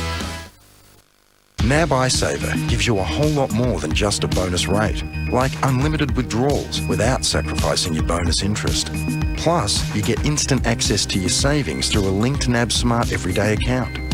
And you get a great rate, plus bonus interest for 4 months to really get you saving. Have it all with NAB iSaver. It's what your money would do. Visit nab.com.au/iSaver to find out more. Big stars Claudia, Hamish and Denise all agreed to play on your gen. But did they expect a game involving Milking a cow. Run for your life. 7:30 Tuesday on 10. This halftime break brought to you by Carlton Natural Blonde. Taste the future in your mouth. G'day everybody, welcome to the Carlton Natural Blonde halftime report. Fantastic footy being played all over the place, and what a magnificent thing it is to have Adam Simpson joining us on the dark side a week after his magnificent career finished. He'll be joining us on the fifth quarter, of course, a bit later on. Lovely to have you along. Good to be here. Just a footy tragic now, watching 4 or 5 games over a weekend and not doing anything else. Getting paid a little buck to do it as well, which is always a nice thing. Geez, there's been some good footy played today. We're going to be talking about it all tonight. The ladder as it sits as we speak, the live ladder. You get an indication as to how important some of these games are today and tonight when you look at how tight that is. It's a critical time of the year, isn't it? And a couple of results tonight will really determine where the thing finishes. And it's tight all over the place. We've seen some slashing games of football today, and it looks like we've got a couple on our hands at half-time. They're just underway in the third quarter over at the MCG, but at half-time at Amy, it's going to be tight. We thought this was sort of the game that it might have been, Simo, when we arrived here tonight. Adelaide pretty defensive, and Collingwood likes to play its rigid routine footy, and we've got a tight one at half-time. Yeah, exactly as predicted. And the Collingwood's one-on-one style, I think it'll suit them. The fact that it's a low-scoring game, I reckon they'll be on top. It's a lot to look forward to in the second half of that one. This one's been an interesting game of footy. Essendon came out all guns blazing. Adam McPhee was creating all sort of havoc early for the Bombers inside 50, but Brisbane has been their way. They have just clawed their way back into Mitch Clark having some sort of season. From the crisis of the Brisbane ruck stocks has emerged a player of real significance in 2009. As we said, Essendon was up and about early. They were, and you could tell the way Knights wanted to play. They're back to playing that attacking brand of football. The risk-taking was there. And Daniel Rich obviously has had an exceptional year. He's that Rising Star Award. What a player he has been. They needed a bloke to rise. We know that he's got a thumping left boot. The first one was a beauty around the body. That's just, we're going to see that for about 15 years from Daniel Rich, that sort of stuff. You see that after 100 games, let alone your 5th or 6th game. Unbelievable improvisation from Ricky Dyson, flipped it up. Have a look at this. He's absolutely met that. Nathan Lovett-Murray, an interesting story in himself, and Essendon converting magnificently at the end of that. It's a tight game there. It was some sort of game down at Aurora Stadium today. I don't know whether anybody quite saw this coming. Well, I'm not quite sure about that. I reckon the St Kilda boys would have seen it as a real challenge, and thrive for a contest, and the guys that came in really stood up. And they did. Luke Ball getting 25 was crucial and pivotal to all that. Schneider and Milne kicking 3 each. It was unbelievable stuff from them today. I don't know how much emphasis you place on tackling, and I know North Melbourne always did. St Kilda's created what we think is a new record, so 115 tackles recorded in this game today. That's massive. It's team defence. It's something they're focused on all year. You can tell that. Anyone can see that. And today was probably their best for the year. Did you have a sort of benchmark number that you aspire to at North? Look, we like to try and get 100 attempts at 70%. That normally indicates you can have a win. So 70 tackles was a good pass mark for you by in game of footy. Yeah, definitely. Geez, 115 is phenomenal. It impressed the Hawthorn coach. He knows what it takes to win a premiership, Alistair Clarkson. He was glowing in his praise of the Saints. They're an outstanding outfit, and as I said leading into the game, that no one really listened to me too much about the St Kilda system. Doesn't matter so much about the players that are playing for them. Obviously they've got some quality guys that are out. It's the system that they play with that is the key to St Kilda's success this year, and that's why they'll travel pretty deep into September, I'd imagine, and probably win it. It's a system that keeps on working, and there's no doubt about that, and the coach in waiting, I reckon, is pretty keen to have a look at that. We'll talk about it a bit later on in the fifth quarter. Back with more after the break. Andrew Embley bounced back to some sort of form today. His last couple of weeks have been outstanding for the West Coast Eagles. They're playing free footy now. There's no more concerns about them not trying to play this season right out, and that was a beauty. In the criminal justice system, the people are represented by two separate yet equally important groups. The police, who investigate crime. We are the ghosts of Christmas past. And the Crown prosecutors, who prosecute the offenders. Is it difficult being continually humiliated by your wife, Mr. Sandberg? From the toughest streets in the world comes a new series that puts the law in a different light. Law and Order UK premieres 9:30 Wednesday on 10. On average, an AFL player can lose anywhere between 900ml and 1.2 litres of sweat at half-time, so they need to continually rehydrate throughout the match with fluids such as Powerade Isotonic. Powerade, the power to reach your goal. This is serious. I'm addicted to the best tasting coffee. I actually see coffee. I see coffee on the way to work, I see coffee on the run home, and now I even see coffee at 4 in the morning. I've had the cappuccino, short black, the latte. Try a double. Serious about coffee? See coffee at On The Run. Oh, that is seriously good coffee. With the economic downturn, airfares have fallen dramatically. To compare all the wonderful choices available and see the world at prices you may never see again, visit Webjet.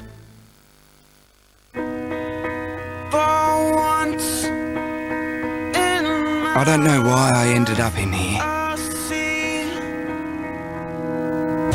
but I'll never forget the day I got out. My name is Echo, and I've been adopted. When you buy Pedigree, we help dogs like Echo find loving homes. The Pedigree Adoption Drive. Help us, help dogs. Warren gets a wicket with his very last ball. That stuff you say about Advanced Hair Studio, is that true or just great spin? Mate, I'm telling you, without Advanced Hair Studio, I'd look like the new ball. Yeah? You mean, yeah. Call Advanced Hair Studio now. I knew she was the one. The heart's going a million miles an hour. It's love, mate. Pure and simple. In '71, this was the fastest four-door car in the world. Back then you could pick one up for a bit over $4,000. Insurance, it's got to be Shannon's. Does your current insurer understand your passion? At Shannon's, we understand the passion you have for your special car or bike, even your daily drive. So call Shannon's on 13 46 46. Shannon's, insurance for motoring enthusiasts. If you absolutely love the Red Rooster Ripper Sub, you now have a difficult choice. Go with the classic, or try the chili and garlic aioli, or smoky barbecue flavour. Whichever one you pick, it'll be a ripper.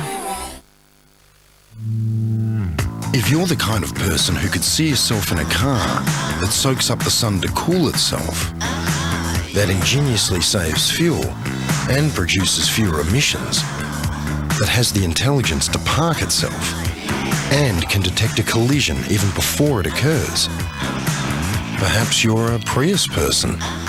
The all-new third-generation Toyota Prius. See more at prius.com.au.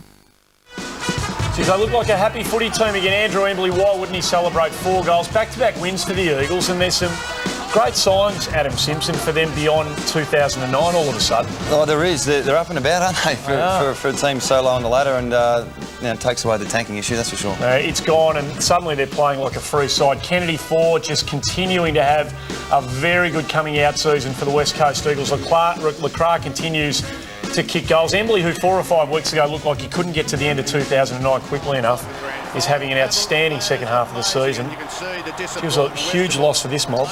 Big loss. They've got some tough games coming up. They were really off the ball early. They did fight back pretty hard, but they spent so much energy, didn't they, getting back in the game, and just couldn't get over the line. 13-19, they will rue the bad kicking. The coach had no explanation after the game as to what went wrong today.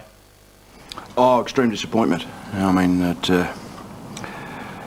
playing for a top 4 spot and to perform like that, especially the first half, or for 1 3/4 first quarters, was very poor.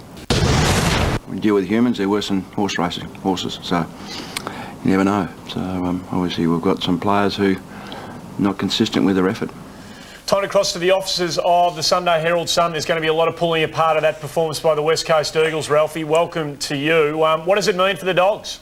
Hello, mate. Yeah, a massive missed opportunity. I think it might be the one that I look back on in a couple of weeks as the loss that really saw them have no chance of a double chance and no chance of having a real tilt at the premiership. You look at their next 3 games. They've got Brisbane at the Gabba, and then they got Geelong and Collingwood at Etihad Stadium. They won't start favourite in any of those 3. They could easily drop all those 3. Not only might they lose the double chance option, they might even lose the option for a home final as well. It is a tough run home. We're looking at it on the screen. Massive night for the Geelong Footy Club. Disappointing last night. The 150th celebrations tonight, and We believe there's been a surprise guest turn up, John. Absolutely. No one had any hope now that Gary Ablett would attend, Gary Ablett Senior, but instead he has rolled in, and it's fair to say the crowd is absolutely abuzz. Now, he's reconsidered those plans. He had those family commitments. We believe he's just got there, came in through the back door, missed the red carpet, but he came in, and the rumour swept through the room that he was there, and now he's sitting with his sons, in Nathan, who flew down from the Gold Coast, and Gary Jr. as well. So great common sense for him to attend that function, I think. Isn't that a great story? And I'm told that we do have some vision of Gary Ablett arriving at that function, which will play in the 5th quarter. We'll catch up with you on the show a bit later on, Johnny. Thanks, boys. Look forward to it. John Rell from the Herald Sun will join us in the 5th quarter. This is a fantastic opportunity, Simo. 2 tickets to be won to the Sydney v Geelong game. You've just got to text through that Carlton Natural Blonde to those numbers, 1979 9791. Your full name and postcode. You'll be in the running to win some tickets to the Future Club. Go along and have a beer and watch some footy. I'm eligible for that too. You are indeed now. Back to the footy after the break. This halftime break brought to you by Carlton Natural Blonde. Taste the future in your mouth. This season, Idol is back at the new time, 6:30 Sunday. For the first time, catch live performances and your live results in one massive show. This year, special guest judges have joined the team to help us find Australia's best voices. Get ready to be blown away. Idol at the new time, 6:30 Sunday on 10. Do it now and save. Do it Stratco. Add value to your home and holiday all year round with 48 months interest-free terms on the entire range of Stratco Outback veranda patios and gable home sheds. Do it now and save. Do it Stratco. Do it now.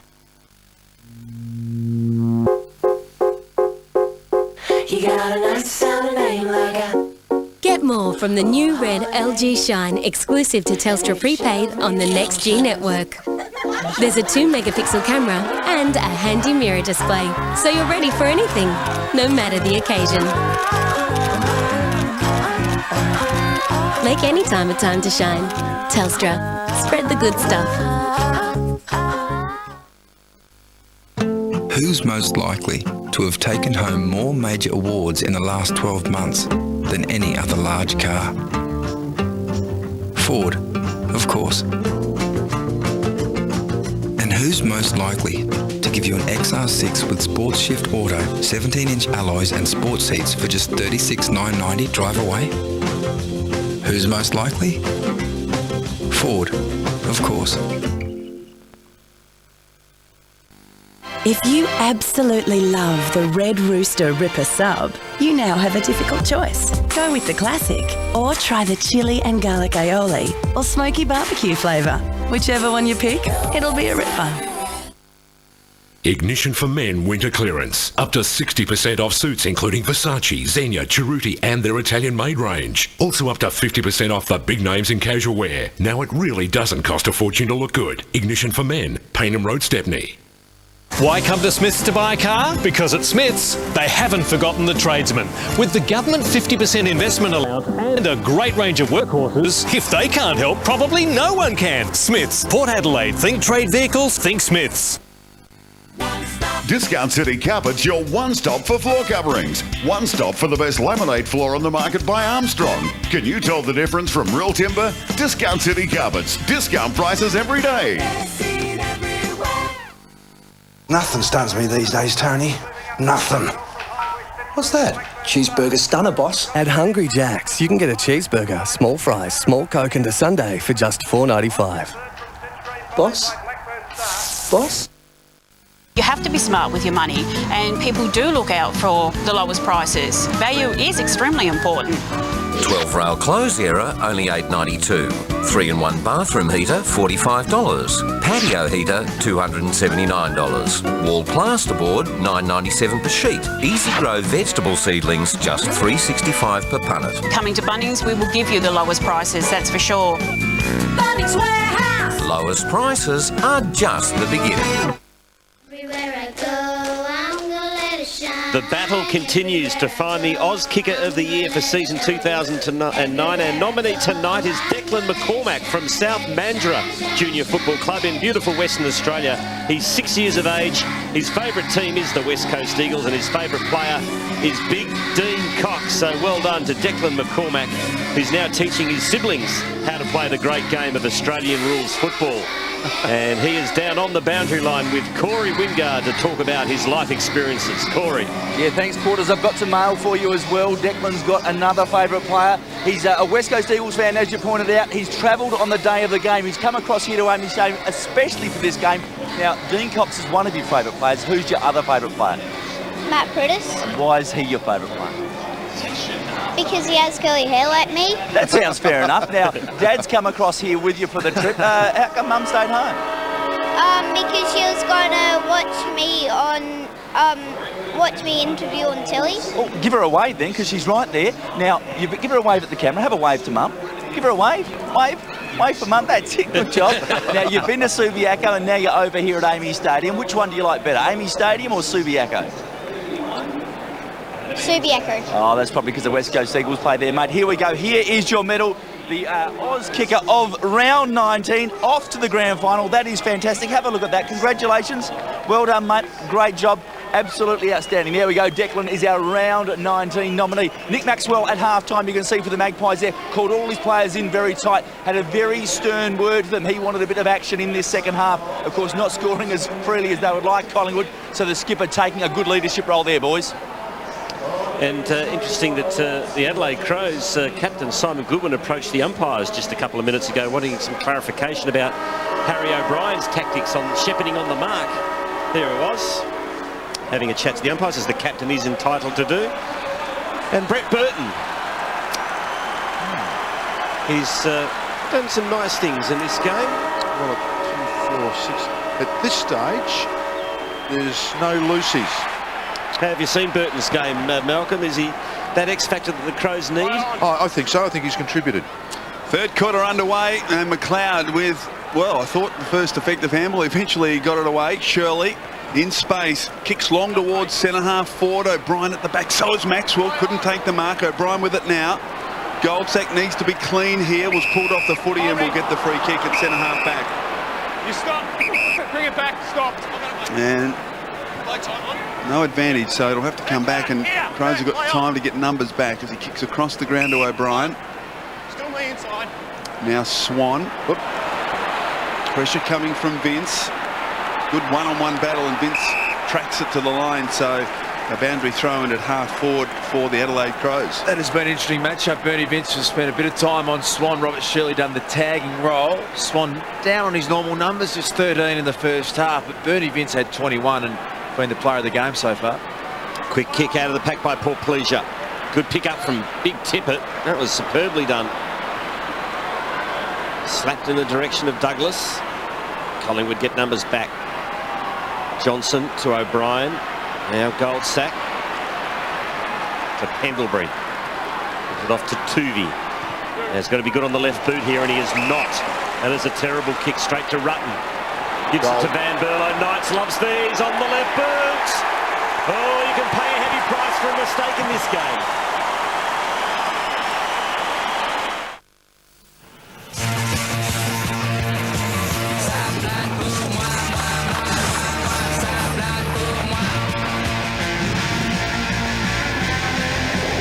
Now's your day. What makes the perfect grab? Timing? Focus, or just taking it with both hands. The Whopper, official burger of the AFL.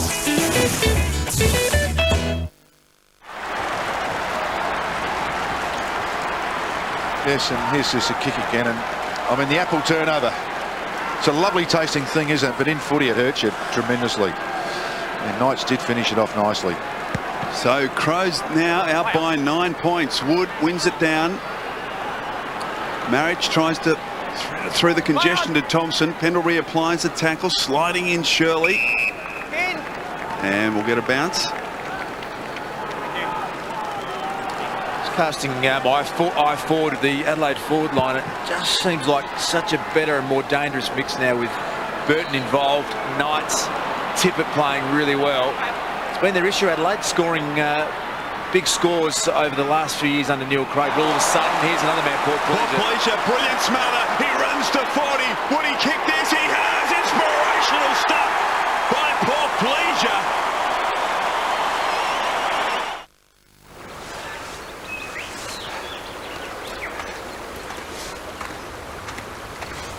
Oi!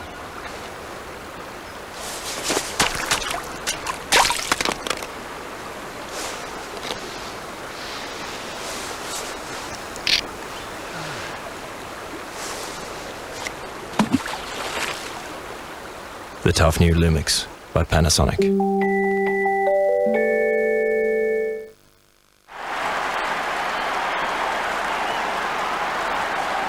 Brilliant effort this from Paul Pleasure. Another one of the dangerous forwards now for the Adelaide Crows, and the finish was sensational. I love the balance of this Adelaide Crows forward line. Have a look at that. Inside 50s, quarter by quarter, starting to dominate the Adelaide Crows. Tackle! Scotty Pendlebury, play on! Lucky free kick there for Pendlebury, who ducked the head. Goes inside 50. Dawes. Not good enough. Crows get it back. Thompson. Receives again from John Cock and runs out of space. So throw in.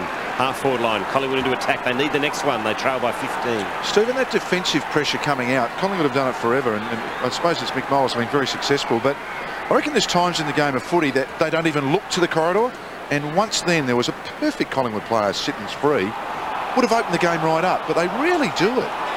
Pendlebury did well, released to Wood, who bangs it inside 50, and well, somehow the ball's fallen into the arms of Chris Dawes, very gratefully, and he'll go back from only 25 metres out and have an easy shot at goal. I love that quick kick out the pack. I reckon we try and get too finessy sometimes, but all of a sudden forward in front, ball's a bit short under pressure. Oh, easy stuff. Well, this is his first kick in the game. He's had 4 handballs, Chris Dawes, so he's got to make the most of his opportunities tonight. And he's put it through.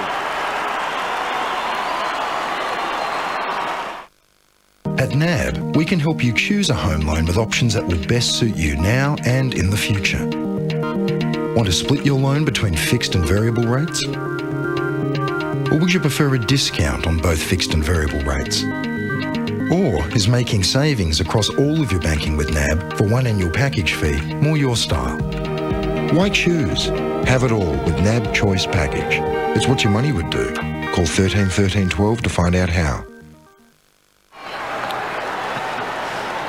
Well, Chris Dawes kicks his first goal. Some of our best work's done during the commercial break. And Luke Darcy very impressed with his stature and build.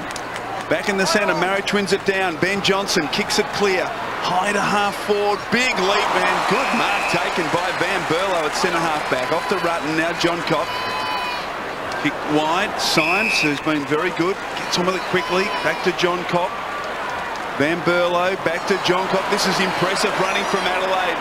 Over the head of Marich. Allows Maxwell in. He's crunched by John Cock, but not before he can get the handball to Wood. Beans. Maxwell's down. In trouble. Thomas at half back. Kicks across the ground to Shaw. Maxwell is still down. He got absolutely crunched by John Cock, and now Dawes has got it. There's the captain. That would be a significant loss, and that's not a great kick by Dawes, although Dynick does his best to keep it in, but he's outnumbered 2-1. And Goodwood combines with Stevens. Now handball to Thompson. Back to Goodwin. Shirley. Van Berlo. So they're just thinking their way through at the moment, the Crows, and doing it nicely. Beautiful kick.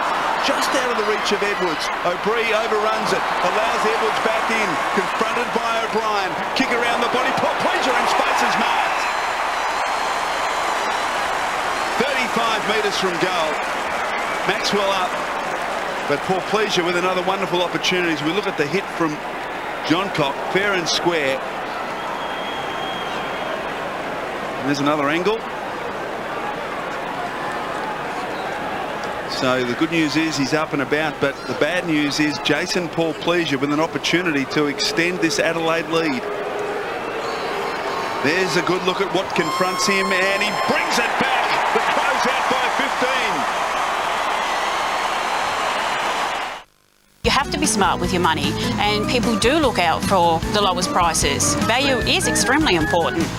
12 rail clothes era, only $8.92. 3-in-1 bathroom heater, $45. Patio heater, $279. Wall plasterboard, $9.97 per sheet. Easy grow vegetable seedlings, just $3.65 per punnet. Coming to Bunnings, we will give you the lowest prices, that's for sure. Bunnings Warehouse. Lowest prices are just the beginning. We're having a look at the live ladder. The Bombers at three-quarter time lead the Lions by 15 points, so extra significance. Look at those 3 to 8. It's just such a logjam. So it's another big turn-up perhaps on the cards with the Bombers knocking over the Lions. And here at Amy Stadium, it's the Crows in front by 15. And at this stage, I say at this stage, looking the likely winners, but a long way to go. Adelaide get the ball again. Rutten, little short one. He thought he pulled up short there, Rutten. But it looks okay. And his kick finds Riley. Play on! Play on! Play on! Not 15! Play on! You! To Vince, who puts it inside 50. Good work from Paul Pleasure. Dribbles one towards goal.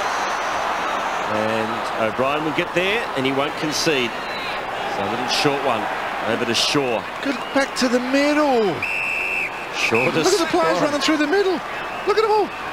Oh. And his kick finds Beams. Special comments, M. Blight. Here's a good view of it now. On a slow play, Adelaide then start to own the corridor. So you're right, if you want to take that option, you have to do it in the first instinct, because that is a great view. Now the Adelaide Crows, they man up the middle of the ground, force Collingwood wide. Didak chips inboard to Goldsack, who's looking to play on. Now he goes. Oh, it's a pretty ordinary kick to the 50. Oh, but that's a good mark taken by Jack Anthony. Well, he's got. I mean, it's a very good mark, and he's got to find a way of getting another kick. This lad, you know, his ground stuff. He's got to learn to recover. But this is a good mark. We know he can do this. He's got to find another way of getting a kick, and then he becomes a really good player.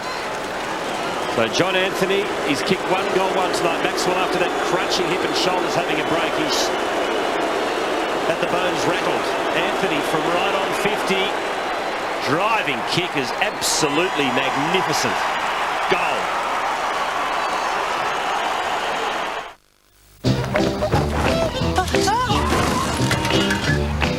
A little bird told me that you love me. That you love me. And I believe that you do. Hold on to your money with Amy Flexi Premiums. Our new car insurance customers in Adelaide saved an average of $207. Lucky you're with Amy.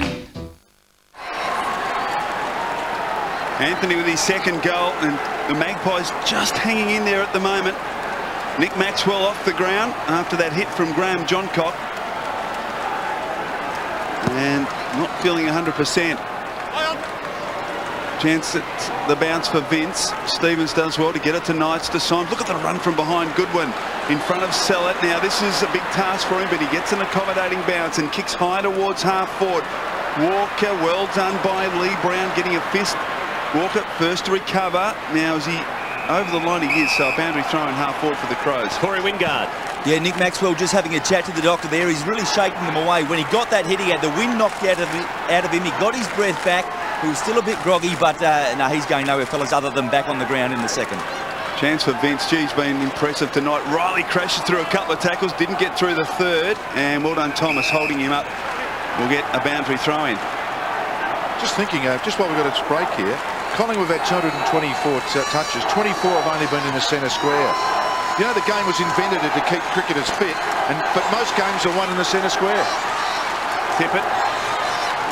Now chance for Tuvey. Oh, well done Symes, beautifully done. Off to Shirley from the outside of the boot. He kicks towards the goal square. But well done by Goldsack, arriving before Paul Pleasure. Off to Swan. Now Davis. Need to be clean here, Collingwood. Kick is okay. Marked by O'Brien. Back to Davis. So trying to get something happening here. Davis's kick is perfect. Marked by Beams. Thought about giving to O'Brien. Back to Swan. Left foot kick. Just got over the head of Seller. Dawes in trouble. Got it to Medhurst though. Here's an opportunity for Collingwood. Anthony's got to get it over the top immediately. He does, but under pressure, and they've coughed it up. Gee, that was a golden opportunity. Good tackle by Cloak, but Otten cool in the crisis. Off to Seller. Vince, now John Cock, who kept running from half-back. McLeod, this would be a costly mistake if Adelaide were to goal here for the Magpies. Symes chips it further afield. Thompson marks on attacking 50. No one stands the mark. He wheels to 49 and kicks behind. That was a big play, that, wasn't it? Anthony, he had a man out, did the right thing, had to try and play on. Here it is. So you can see that he's out. Stevens corralled him on the mark and he just couldn't get the handball. But Adelaide Crows at half-back, that wave running, they get going through the middle, whereas Collingwood, as Blighty's pointing out, it's the slow play around the boundary line. Still only 10 points in it. Kick in the short direction. I understand he had a man on, Luke, but it's a beautiful kick. He marks inside 50. You're a forward. Fair point. I can't blame him. It was a decision, wasn't it? It was a decision that was wrong. 50 out from the Crows' goal. Thompson all wrapped up by Davis. He's had a pretty quiet night so far. O'Brien kept it alive, but handball went straight to Symes, who's been really good for the Crows tonight.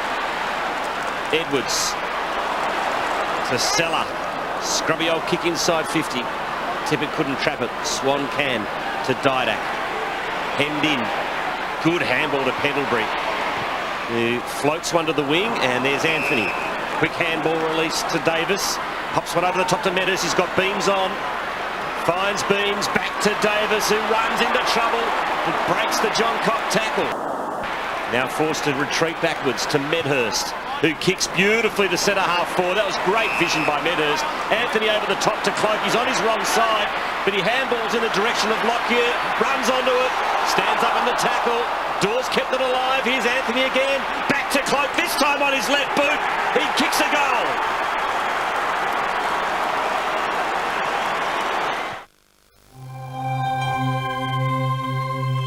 With new style and refinement, plus an amazing array of all-new technology, including intelligent entry smart start, reversing camera, premium audio with Bluetooth, and 11% more fuel efficiency. It's every bit brilliant. The new look Toyota Camry, the most advanced Camry ever.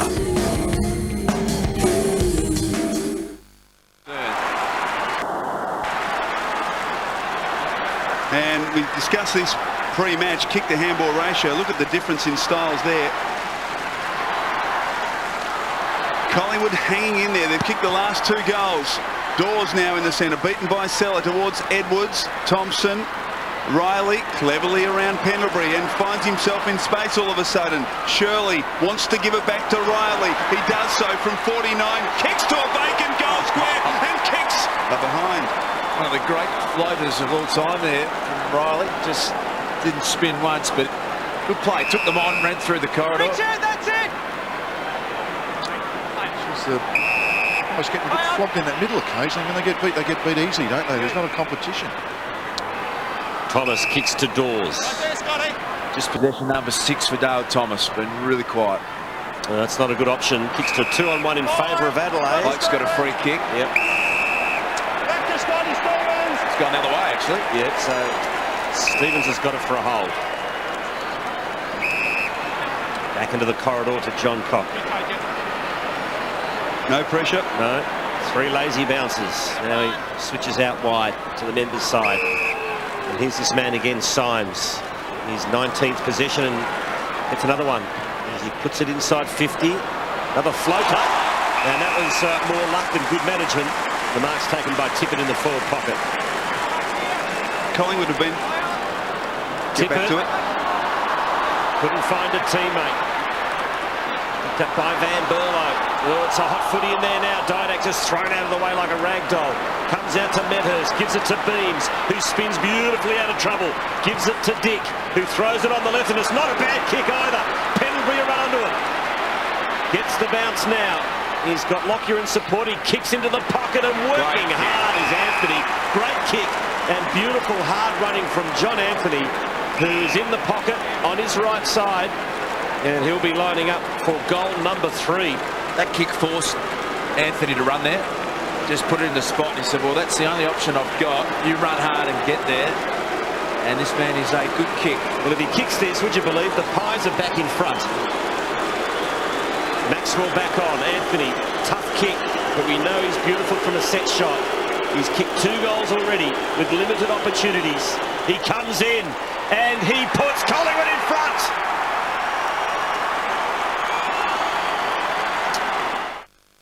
What's that taste in my mouth? The future. The world is changing. Internet, email, bionics. At Carlton Breweries, we have glimpsed the future. We have synthesized knowledge and created a beer for the new millennium. The future of beer is here.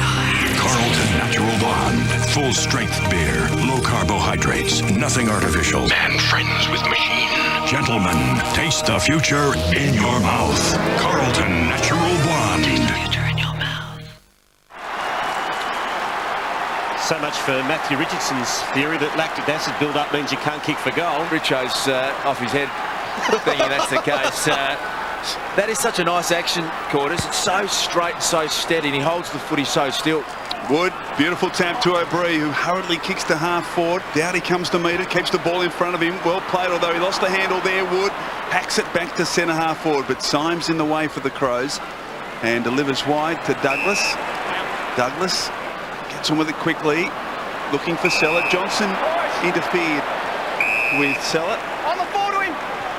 Right there, Benny. So he'll take it between wing and half forward. Chips it to the attacking 50. Over the head of Brown. Poor pleasure. Good little handball. Walker, snap it, goal. Out on the full. And well done by Lee Brown. Just putting enough pressure there on Walker to cause the error. Tough night for Taylor Walker so far. Just the 4 disposals and yet to bother the scorers. And here we go. Collingwood will come out wide again. Should follow that up with it. Beautifully done by Didak. Classy stuff as he hits up Lockyer at half back. Keeps the ball alive. Medhurst. Not a bad kick to set half forward. Good pick up by the big fella Wood. He waits for the troops. Dick out wide to Shaw. Gives it to Davis. Davis 50 metres out from goal. Stops and kicks to the goal square beautifully. Cloak. Another one for Collingwood.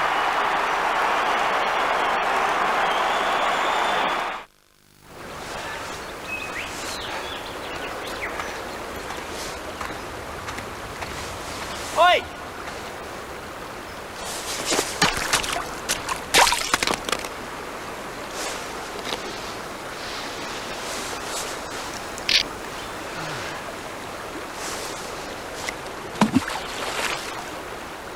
The tough new Lumix by Panasonic. 2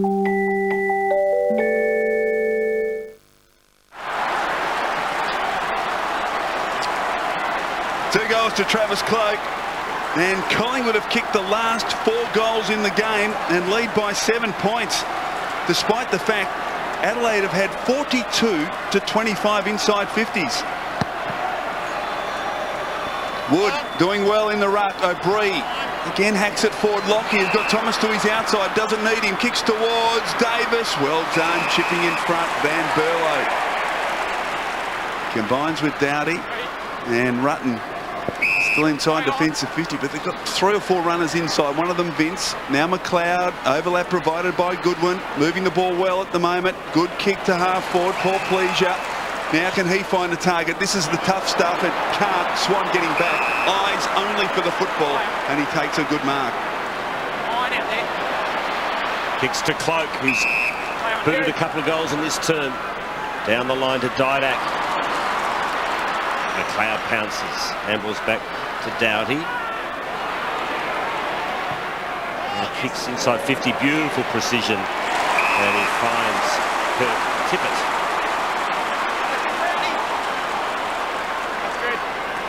On the right line, Kurt. Go back at that. So it's been a 22-point turnaround in this quarter. The Crows led early in this third term by 15 points. Now it's Collingwood by 7. Really improved his kicking this late over the last couple of years. As I said, I know you've been paying close attention, Malcolm. Your boy from the Gold Coast, Southport to be precise. Only 22 years of age.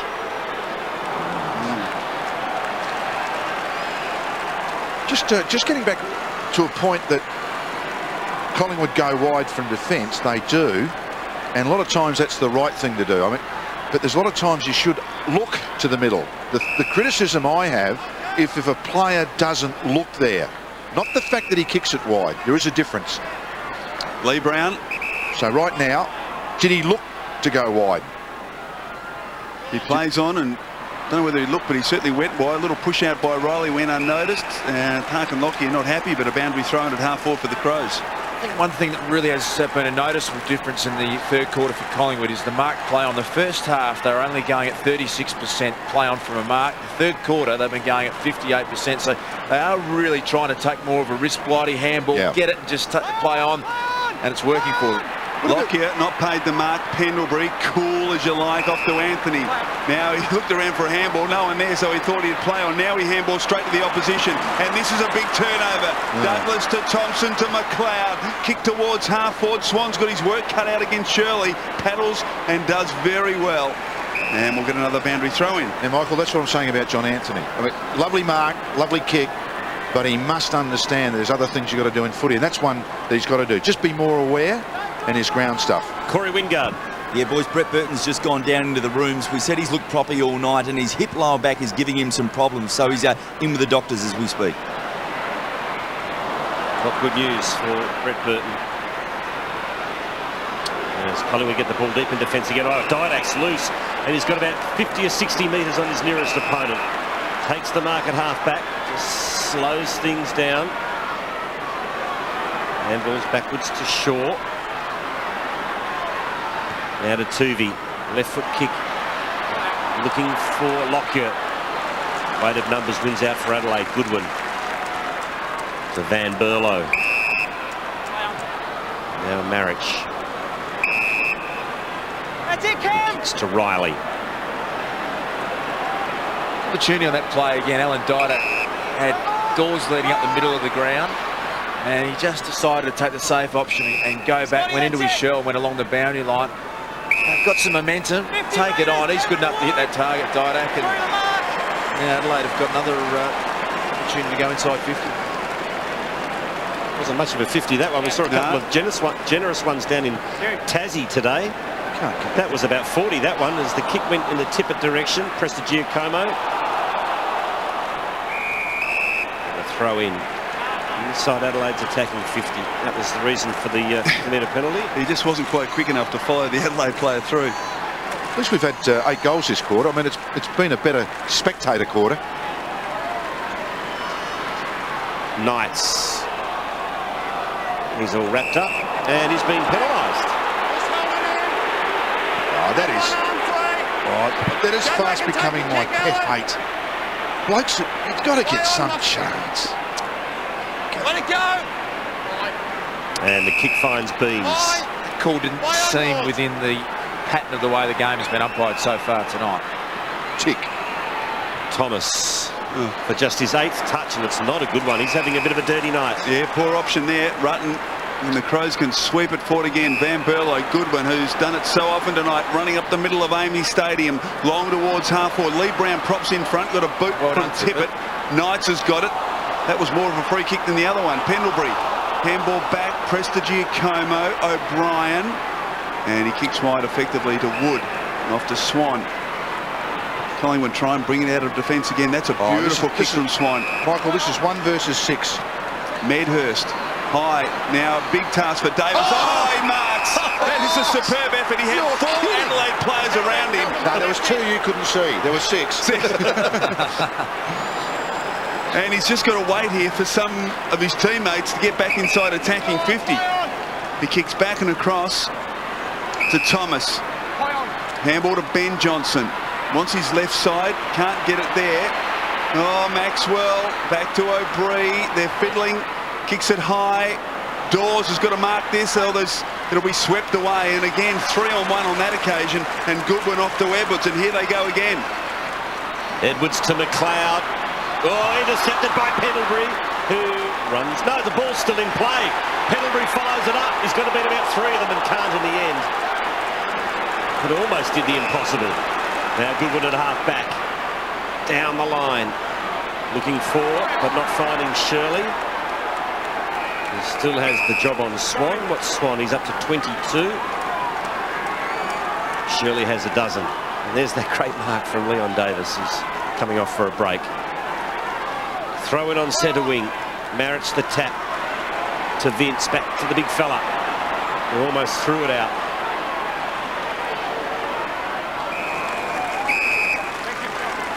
So we expected it to be low scoring. We expected it to be tight, and that's exactly what it is. It's Collingwood by 1 goal into the last minute of the third term. Quick kick out of the pack inside Adelaide's attacking 50.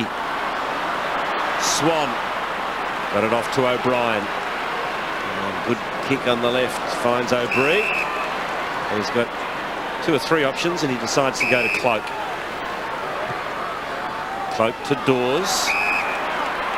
Quick give to Johnson. Now Lockyer. It might be time for Collingwood if they can hit up a forward here. No mark to Dick. Stevens in it. Had a big first half playing that loose man role. Over to Edwards. Just manages to beat the tackle. And that is going to be it to end the third term with Collingwood in front by just the 1 goal. So much at stake. A spot in the top 4 in this topsy-turvy round 19. Malcolm Blight, who looks the likely winner? Well, it's a very good question, isn't it? I mean, they've kicked 5 straight that quarter, Collingwood, from great running football, great attacking football. Crows still not out of this, only a goal in it. I mean, it has been a tight game. Open up a bit then. The team that now kicks better wins this game of footy. Grand final is only 7 weeks away.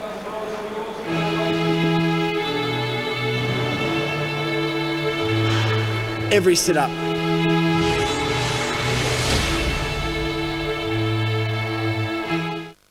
This year, catch Idol's live performances and your live results in one massive show. Get ready to be blown away. Idol at the new time, 6:30 Sunday on 10.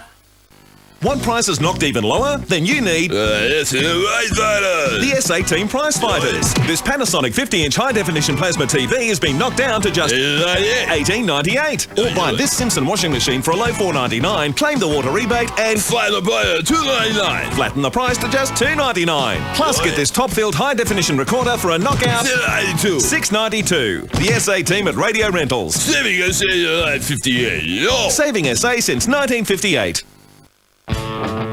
Throughout history, we've risen to the challenges that have confronted us under a rising sun.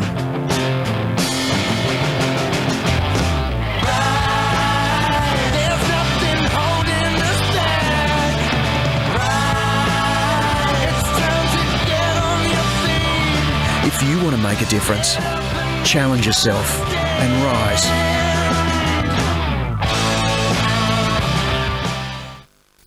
The Kid Easy mid-year sale is now on. Save 50% off Arc appliance packs including oven, cooktop and canopy, saving up to $950. And you can still save thousands by installing yourself. The Kid Easy mid-year sale. Hurry, end soon.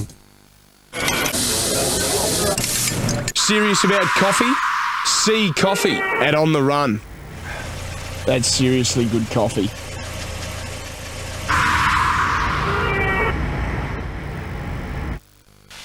They got thrashed in the footy, and it was the grand final. He was sent off. He lost 2 teeth. And as for Tiny, he gave away 7 penalties.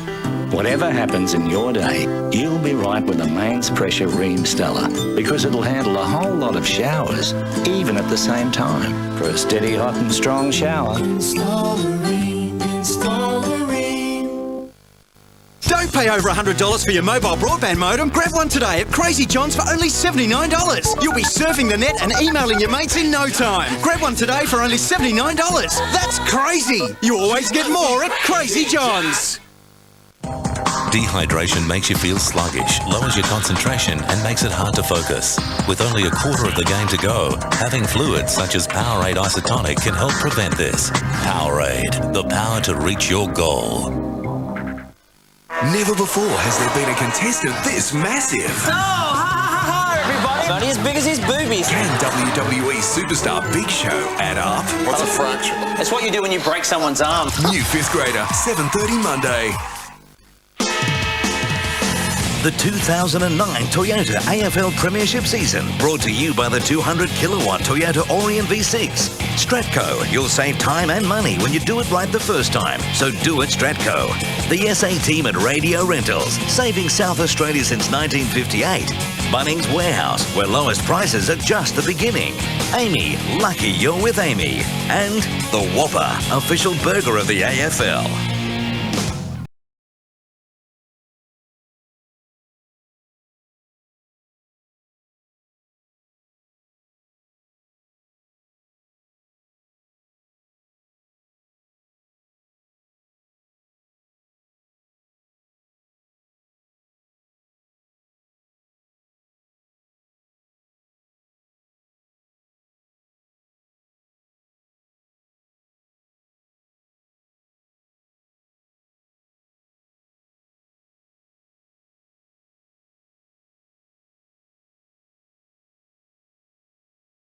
Points. There is another crucial game being played at the moment, and it is Essendon hosting Brisbane at the MCG, and it looks like the Bombers might be able to nail the Lions. That's it late in the last quarter. Essendon by 7 points, and if we look at the live ladder, Essendon has done Carlton a huge favour. Would you believe the Bombers doing the Blues a favour? But this is how the live ladder stands at the moment, assuming that Essendon win and the Magpies win. The Magpies now up to 52. And the Bombers back in the 8, and all of a sudden the Crows and the Lions down to 6th and 7th. So that's the fine line at the moment. The Blues up to 5th. Whew. It is all happening as we go down to Corey Wingard with a report on Brett Burton. Yeah, that's where the injury concern is for the Adelaide Crows quarters. He sat in the dugout during that three-quarter time huddle. He has a nasty hip lower back injury. He went down in the rooms with the doctors, and they have said he won't take any further part in this contest. Nick Maxwell copped a heavy bump in that quarter as well. He's A-OK. He is as tough as they come. At the three-quarter time huddle, the Collingwood players talked about run. That's how they reckon they can beat the Adelaide sliding zone, and it worked for them there in that third quarter. The positive for Adelaide is, in their last 7 games here at Amy, they have won the final quarter, and they need to do that tonight if they're going to grab the 4 points. Burton's a big out. He was really playing well. He's just such a dangerous player, isn't he? Yeah, it's unsettled their forward line, Chriso. So, big last quarter. Collingwood trail by 3 points at halftime, but they go into the final quarter leading by 6. Packed house here at Amy Stadium. Final quarter underway. Wood does well. Kicks towards half forward. Then Burley comes to meet it. Well done by Lockyer. Knocks it forward. Symes in the way. Wide to McLeod. So the Adelaide Crows with the first opportunity to go forward. Well done, Swan. Spoiling away from Shirley. Gives it up though, straight to Marriage, who shrugs O'Brien aside, then kicks, or tried to kick it inside. He couldn't. Maxwell fists it over. Started the quarter with a loose back at either end. It was Symes who won the first possession in defence, and Lee Brown free at the other end for Collingwood. Magpies go long into attack. No mark to that man, Stevens. Now Anthony, quick release to Dick. Dick goes to Lockyer. He can handball over the top to Didak. First goal of the last quarter is Collingwood's.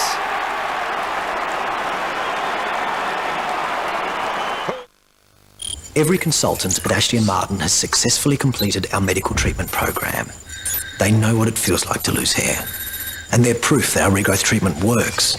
So call today and enjoy the confidence tomorrow. What makes the perfect grab? Timing? Focus? Or just taking it with both hands?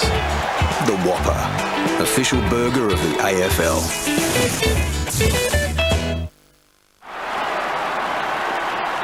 Couple of anxious moments there, but Didak was able to gather and kick Collingwood's 9th goal.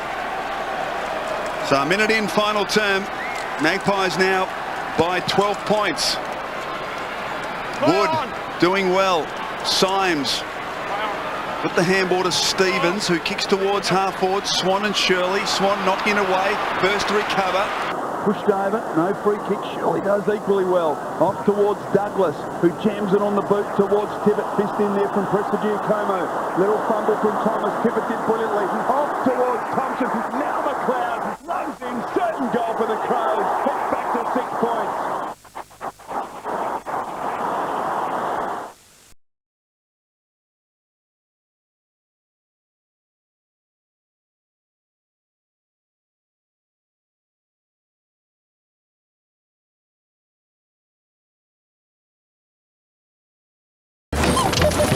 Hold on to your money with Amy Flexi Premiums. Our new car insurance customers in Adelaide saved an average of $207. Lucky you're with Amy. Andrew McLeod cut up Collingwood in round 1 this year, and the Crows won a 4-point thriller. How good was that second effort, Quarters, from Kurt Tippett? He's a big man. To be able to compete at ground level like that is such an outstanding part of his game. Wood flew high, got the tap. Tackle to Cloak! And it's a free kick going to Cloak. Tackle to Cloak! Interesting in the centre bounce then was Edwards, McLeod and Thompson. Well, a couple of real veterans and a young veteran. So they've really loaded up the middle of the ground. Neil Craig had started this last quarter. Cloak's kick found Thomas. He kicks to Dawes, who takes a strong mark just inside 50. It's an intelligent kick from Thomas. Just set it up and put it in Dawes' path and let him to run onto it. Nice kick this lad, Michael. Yeah, this will test him as we look at the lead and the wonderful kick from Thomas. So it looks like Dawes is going to have a go. He kicked one in the 3rd quarter from right on the 50-metre paint. Starts it right, and that's where it stays. Plenty of distance, made it easy enough. It's the Magpies by 7 points. Crows have had this unique set up on their kick out. They've persevered with the whole night. Well, they've just gone away from it a bit. They've normally been huddling right in the middle of the ground, but they've scattered their defenders here. And they again go and are able to go up the corridor as Thompson gets it to Edwards. Now he spreads wide to Stevens. McLeod running hard, looking to get on the end of this. Beautiful kick from Stevens. Lockyer did well to make it a contest, but McLeod's effort couldn't quite keep it in. And McLeod, you can just see Luke looking to get forward at every opportunity and run from half back. He's a dangerous player. Good defensive chase from Lockyer, as you called, Chriso. McLeod had some run and some space. He closed him down. So Wood, Marriage this time decisively. He got it straight to penalty. He did follow up with a very good tackle though, and we'll get a bounce. Well, boys, this has been an extraordinary result. Just when we thought Essendon might get back in the 8, there's been a draw. So Brisbane back up to 5th, and Essendon now outside the 8. We'll have a look at the live ladder in a moment. So a draw at the MCG. Gee. Riley off to Symes. Symes kicks towards half-forward. Tuvey playing in front of Knights. Didn't take the mark. Now he's got himself a problem. Chance for Tippett. He's well tackled. Now Knights, 65 from goal. Edwards and Davis just got a hand in there. Thompson forced to give it back. Didak with a chance. Collingwood with the numbers. Tuvey to Wood. Pendlebury. Shaw breaks one tackle with aggression. Beautifully done to Anthony. Dick. Davis, now the run, Johnson, sweeping handball into the path of Didak. Collingwood building well here. Can he find a target? Kicks to Dawes, good fist. Chance at the back for Stevens. Now he needs to be clean here. Cloak put the pressure on, kicked it behind. Didak just starting to become a factor in this game, getting involved at the crucial stages, finding space. John Cock straight up the middle, finds Rutten. Off to Otten. Over the top to Goodwin. So this has been well worked by the Crows. All of a sudden they're back inside 50, but not for long. Swan looks to be positioning himself at half-back and really just having the whole play in front of him, and he's made a difference since going back there. I was going to pick it up earlier. Beautiful handball from Johnson to Maxwell, who pumps it back inside 50. Cloak lifting. He's kicked a couple, almost took that one. Medhurst front and centre. Little handball to himself, and we'll have a throw in. Here's the live ladder. A draw at the MCG. The Lions back up to 5th and the Bombers 9th.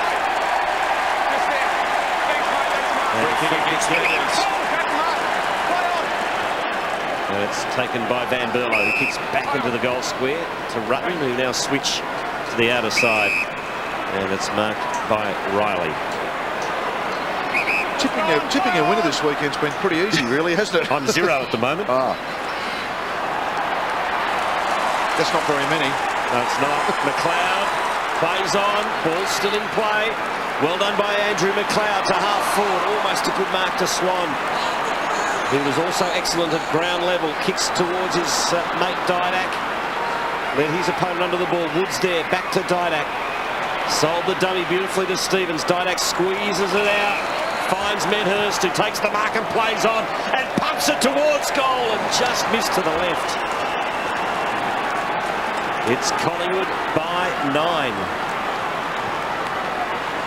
John Cock this time kicks in quickly and finds Symes at half-back. Little chip over the top. Marriage in plenty of space at half-back. Closed down by Medhurst. Loops the handball into the path of Van Berlo. Adelaide now kick towards half-forward. Tuvey chopping across. Well done by Prestigiacomo. Wood's been brilliant today. Prestigiacomo. Oh, he's got himself a problem. Ben Johnson. Oh, that's dropping the ball. No free kick. Vince dispossessed. Now a chance for Thompson. Off to Tippett. Opportunity. Knights just tried to paddle to his own advantage. And the ball is over. Family throwing. You're right. I think there were 2 mini frees there. One for each team, but the umpire let it go. The integrity of the game, I reckon, is important from an umpiring point of view. Just to read what's happening. A little ticky touch with now is not in the essence of the game. Taken by Vince to Sella. To Symes, inside 50. Tippett couldn't take the mark. Fisted away by Prestigiacomo. Falls to Tuvey. Gives it to Thomas. Thomas to Wood. Downfield, Collingwood free! Too high against Chris Knight. Well, you heard the umpire, so Knights has given away the free kick downfield, and a little bit of respite for Wood, who was looking to give off the handball. Cameron Wood tonight, Luke. I mean, of all the big blokes that's caught your eye and what his contribution, I think he's probably been the best on the big fellas. He has, no doubt about that. Yeah. He really has stepped up over the last 2 weeks. Pendlebury finds O'Brien, who kicks to Shaw. Interesting, Bernie Vincent spent the entire first part of this last quarter on the interchange bench. He's back on now, though. 31 touches to Vince. Goodwin 32 for Adelaide. For Collingwood 26 to Swan. And Heath Shaw coming up for his 25th.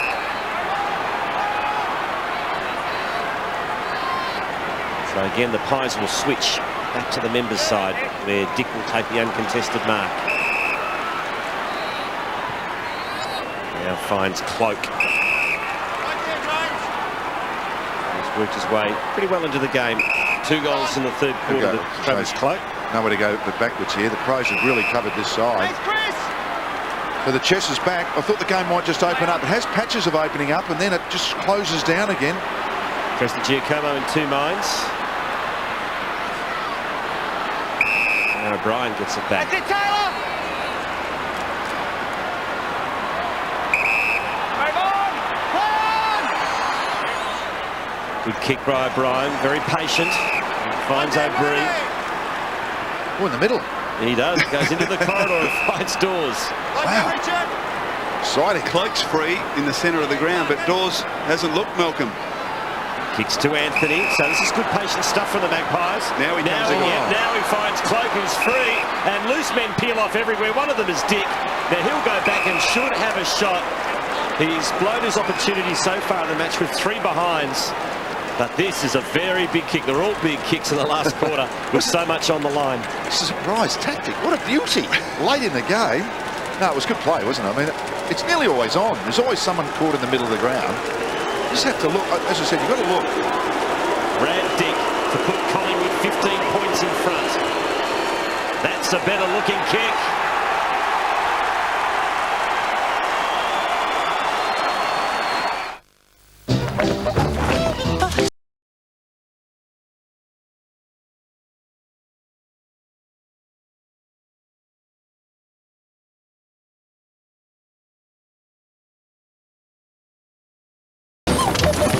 Hold on to your money with Amy Flexi Premiums. Our new car insurance customers in Adelaide saved an average of $207. Lucky we are with Amy.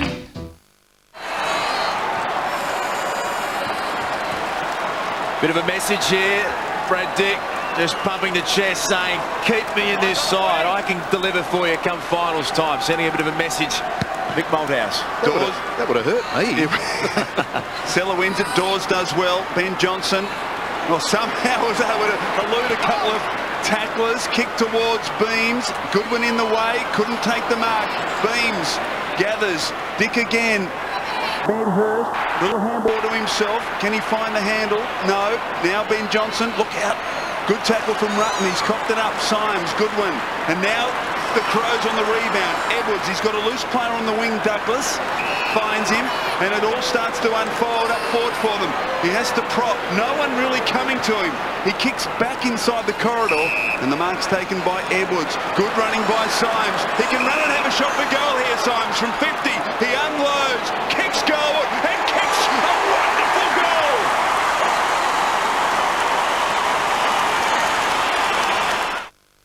Do it now and save. Do it Stratco. Sealant remover or applicator tool just $4.95 each. Gas-made patio heater only $299. And wooden clothes era a low $35.95. Do it now and save. Do it Stratco. Do it now.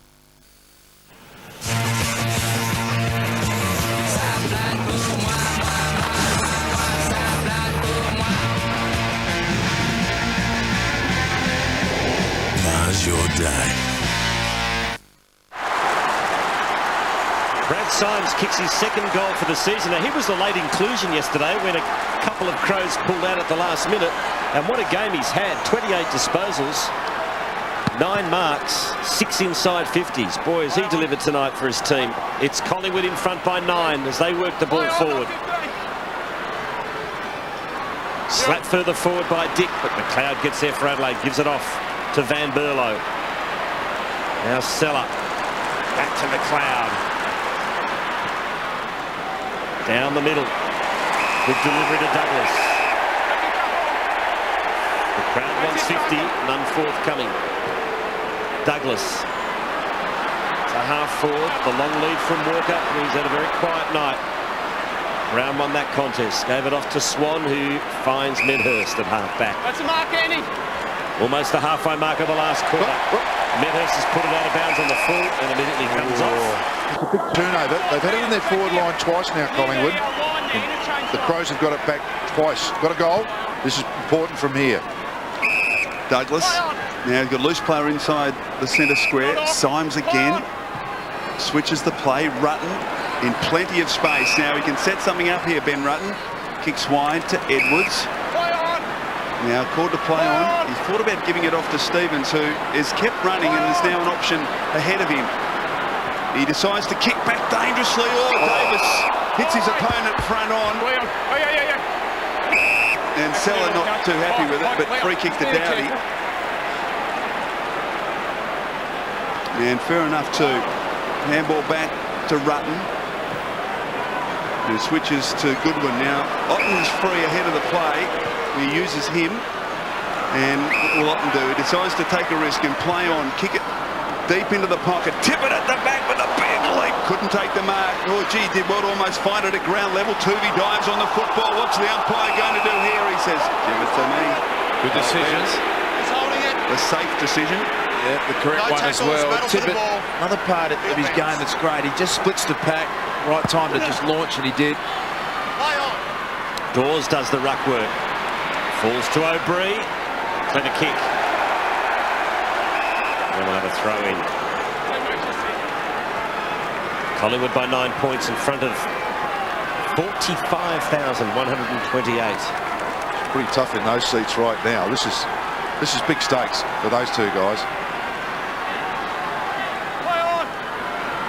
O'Brien ground level couldn't quite snaffle it. Edwards did. Got it to Van Berlo, who gave it to Riley. Kicks to the 50. Walker over the ball. He's wrapped up. He'll be penalised. Free kick Collingwood. And it's going to be taken by Brown. There's been a lot of conjecture whether Taylor Walker should have played a few weeks earlier. When it's been interesting, Neil Craig's held pretty firm on it. And he has struggled a bit tonight. I mean, it's always hard stepping back up. A lot of expectation on him. Play on. O'Brien to Pendlebury.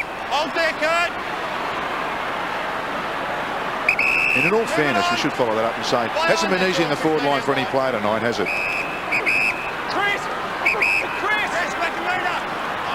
Well, Johnson's got it for Collingwood. Back to Pendlebury, and he's got some players on the other side of the ground if he wants to go there. He's got Thomas, he's got Beams. So Thomas has got it. Goes short to Beams. Thomas keeps on running. Beams down the line to Anthony. Good kick and a good mark. Good strong hands out in front of his face. That's not easy. 3 goals to Anthony tonight. Had to get it back because Collingwood were outnumbered 4-2 down the ground. Back to Swan, back to O'Brien. So why would that be though, Michael? Well, because Collingwood have got their numbers back. Thank you. Good kick to the wing, but just getting there in the nick of time is Seller, who tapped it down cleverly to McLeod, who drills it back inside 50. Swan against Douglas. Swan fists it away. Snap it goal. You can see Bernie Vince there, and I know it was under pressure, but he was all on his own, 15 metres out from goal, and he just put the arms up and said maybe the percentage kick was on. Knights was the man who had the kick. He's got 2-2 for the evening. So Pendlebury short, and the mark's taken by Swan. And Dane Swan incredibly up to disposal number 29. After a very slow start to the match. Wasn't a great kick towards halfback. Wood does brilliantly to knock it over his head into the path of Lockyer. He just kicks along the line, and what's the umpire going to do? He's going to ping him for deliberate. Players in vicinity. Mark's here. Well, I don't know about that. What do you think, Malcolm? No, I've never agreed with it.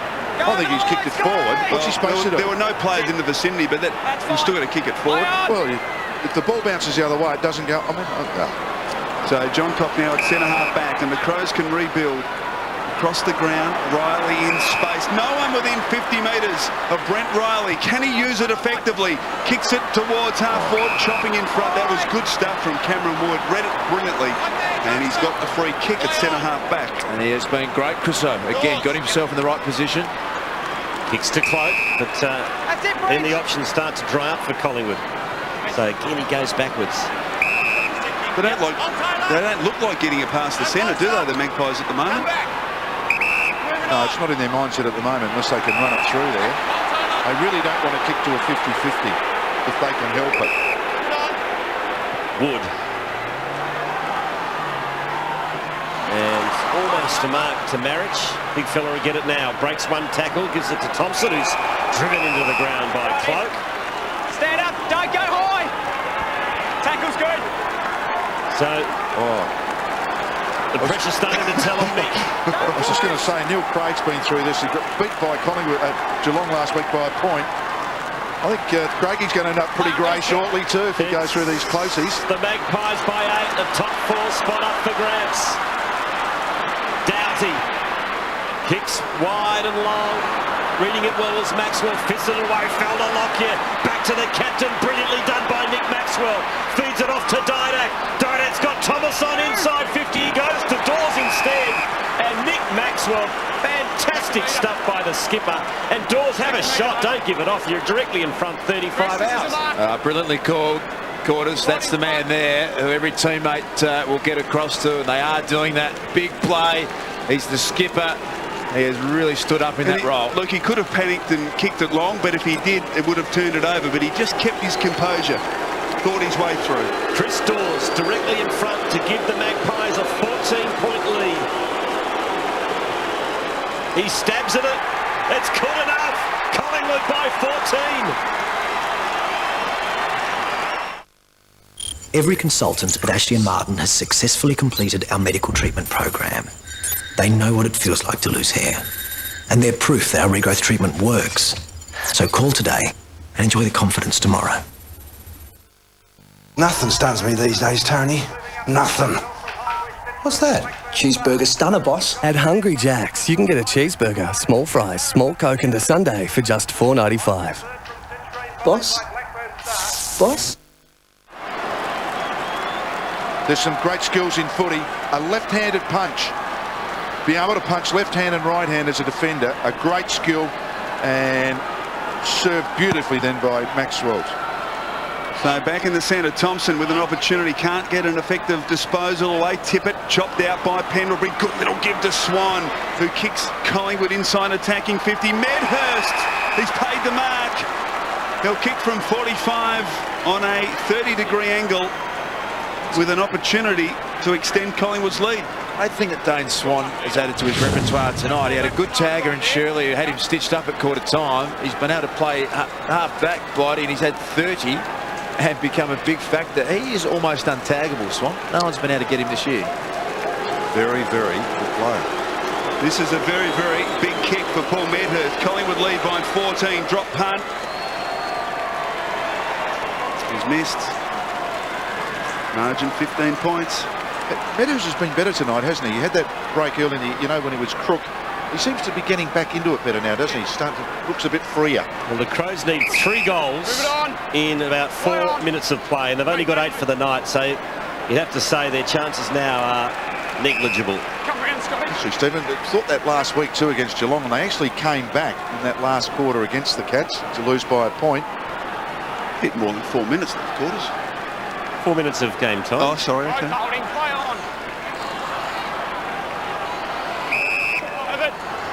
Thanks, guys. Thank you. Thanks, guys. So ball up 50 out from Collingwood's goal. Magpies by 15 points. They've won 10 of their last 13 interstate matches. What a record. Douglas to Symes to Goodwin. Now here's an opportunity for Adelaide. They got space inside 50 as well here, so an opportunity. Van Berlo grabs it on the wing. Handballs back to Douglas. Sidesteps, gives it back to Van Berlo, who throws it on the left. Poor pleasure. He knows time is of the essence, so he goes back quickly.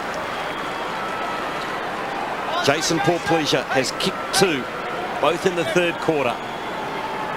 This to once again make it 9 points the difference.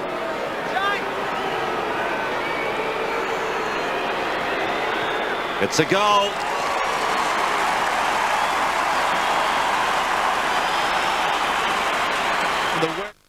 At Harvey Norman, we make digital simple. Get in store for our 4-day Go Digital Expo and see for yourself the difference digital makes to home entertainment. The best brands, the best range, the best advice, all at the best price. High-definition LCDs from $299. High-definition plasmas from $999. Go digital for the full experience. Digital radios from only $149. Digital surround sound systems from only $247. Much more in store. Go digital now and save. Offers must end this weekend. Harvey Norman is Australia's #1 digital products retailer. Adelaide, matches to come. Hawthorn, West Coast, and of course the Blues. So a couple of challenging matches for Neil Craig and his boys. But this one's certainly not beyond them. Marriage down towards Thompson. Well tackled, but he got the kick away towards half forward. Prestigiu Como by himself. Needs to be clean with his hands. He is. O'Brien. And he kicks wide to Didak. Get their forward set up going well there, did they? They needed to have a 2-on-1 on Presti out of the clearance. Huge play it was. They won the clearance. Thompson did a brilliant job, but now Collingwood are just going to try and take up some time off the clock. And Didak with it. So not much movement from the Magpies, so Didak is forced to kick long to a contest. And Shaw almost takes the mark. He's been paid. It's funny, you know. That was a good win. When you kick to a 50-50 sometimes, your teammate can actually win a ball. Funny that. Particularly if you kick it to his advantage, Malcolm. Yes. He kicks high and long inside attacking 50. It's all Adelaide. John Cobb takes the mark uncontested. They'll be disappointed with that, the Collingwood forwards. Off the Marriage, now Edwards. Fast break here for the Crows. Tippett up the ground. Intent on playing on. Look out, Lockie hasn't seen him. Oh, he got it to McLeod in the nick of time, but he coughs it up to Maxwell. That was a big turnover. Lockyer, O'Brien from the logo. Wide to Wood. Have been impressed with his game, Cameron Wood. And he's coming in for his 23rd disposal. Gives it back to Ben Johnson. High towards Thomas. Fist from Otten. At the full, Brad Dick. Brad Dick in space. 35 from goal. Kicks it straight to the opposition. Stevens marks on the defensive goal square. Malcolm Blight not happy with that one. Oh, no, he won't be happy with that one either. Didak to ice the game. Thomas, game over.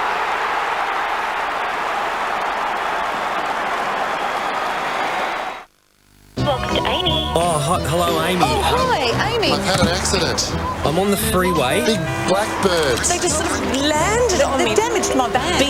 Beady eyes. They're attracted to my car. Went into the back of me and I think they love my car. Some things are hard to explain. Global warming, exactly, yeah. At Amy, you'll always speak to a real person. Am I covered for something like that?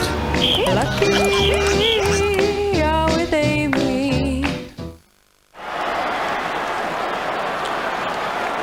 Oh, here it is. Didak. A titanic play from the Crows that ended up with Thomas in the goals.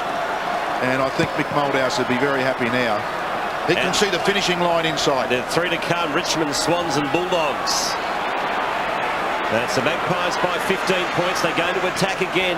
Didak towards Dick. Pendlebury's in there. Attacked by 3 Crows.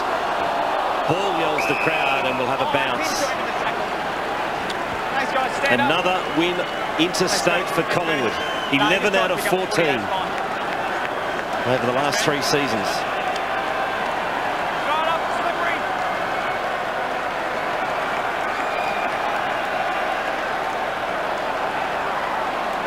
Medhurst into the pocket. Thomas. And we'll have a throw in. Been a brilliant performance from Collingwood. Thought at times during the match Adelaide have dominated, but they're in great form heading into a finals campaign, and they have set themselves up as a real challenger, looking for a top 4 position. This will help their cause tonight. Medhurst knocks it back, but only to McLeod, and he's away from half back. Delivers to Paul Pleasure. Need to get it moving quickly.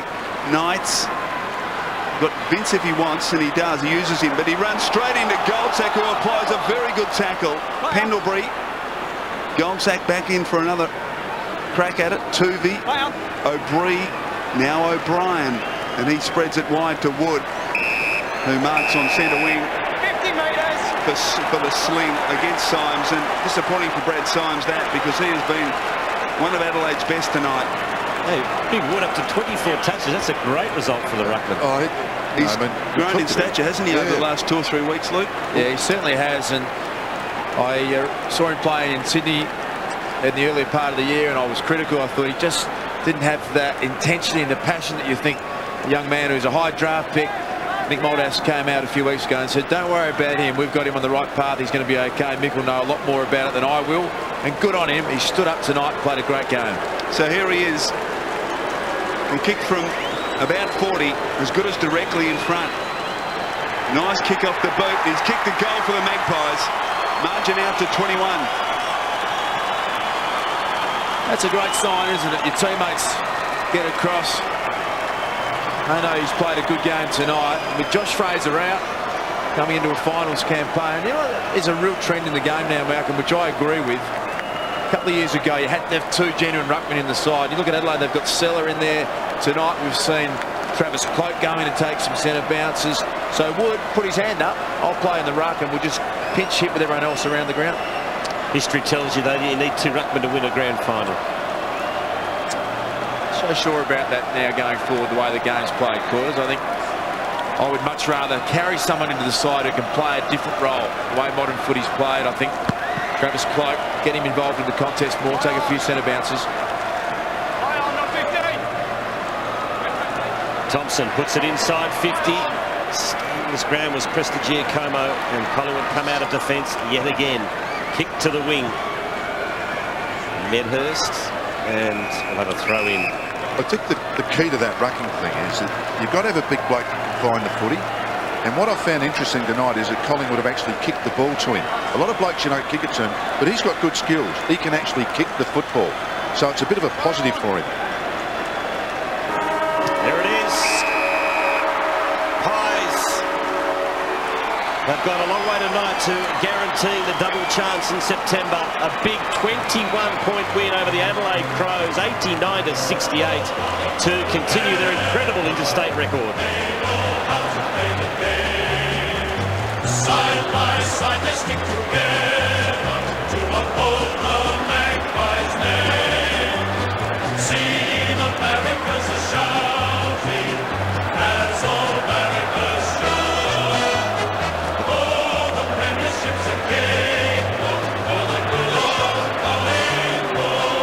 Got Alan Didak with me here, guys, and mate, a great performance tonight. The guys come over here, home for you. You like playing at Amy Stadium? Yeah, we like travelling as a team. I think we've won 4 this year, and look, Crows are a fantastic team, and we knew it was going to be tough all night, and credit to the boys, we stuck it out for 4 quarters. You got the family here as well? Yeah, got the family and friends, got the probably 30-40 tickets for them, so they'll be wrapped. They're a tough side too. They put that zone on you, they press on you. The third quarter you started to run. Was that the key? Is that what Nick Maxwell and the coach talked about? Well, that's the key. You try and break their zone, and in the first half they were excellent. In the second half we broke the zone and we started to score. Real good win too to set you up for that top 4. I'm sure that was in the back of your mind. Oh, definitely. We saw the Bulldogs go down today, and it's a perfect opportunity to stay in that top 4. And I think we're a game clear now, which is great. Well played, mate. Go and see mum and dad. Thanks, mate. Alan Didak finished the night with 31 disposals for Collingwood, a 6-goal turnaround. Michael Christian, they led by 15 points in the third quarter. And at that stage, Collingwood just didn't look like it, did they? They were able to regroup, and as Didak said, get their act together, kick the last 4 goals of the quarter, and turn it into a match-winning move. Back down to Corey.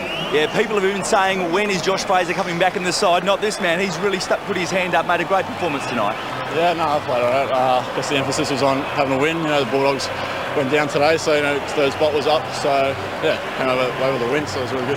How's that been? The pressure on you? You got to fill Josh's shoes. The last couple of weeks, you've just grown into them every match. I haven't really felt any pressure. Just looked for the chance. Only ruckman, with Dawsey and Big Lee Brown supporting me as well. So just taking the opportunity and winning. So that's a good thing. Another plug for a local lad back home here playing in Adelaide with the family here as well. Yeah, mum's up there somewhere. I reckon that might be the secret, having the family around, mate. Congratulations, well done tonight. Cheers. Thanks a lot. Well done to Cameron Wood, 24 disposals, 8 marks. You have to say that is clearly his best game since he's come over to Collingwood. A break from Amy Stadium. The Pies have knocked off the Adelaide Crows in the end by a very healthy 21 points. In the criminal justice system, the people are represented by 2 separate yet equally important groups. The police, who investigate crime, and the Crown prosecutors, who prosecute the offenders. These are their stories. Next up, Toyota AFL Dream Team picks. Back in a moment. Have you put me in your dream team there, Lethal? You've got to be joking, Daisy. I'm out to win this competition. There's a Toyota up for grabs. The only joke will be if you don't have me right there in your dream team. Mate, I'm looking for points, not friends. I never mentioned anything about us being friends. With $89,000 worth of prizes on the line, beat your mates each week and live the dream this season. You're not in. Yep. No, you're right, I'm not.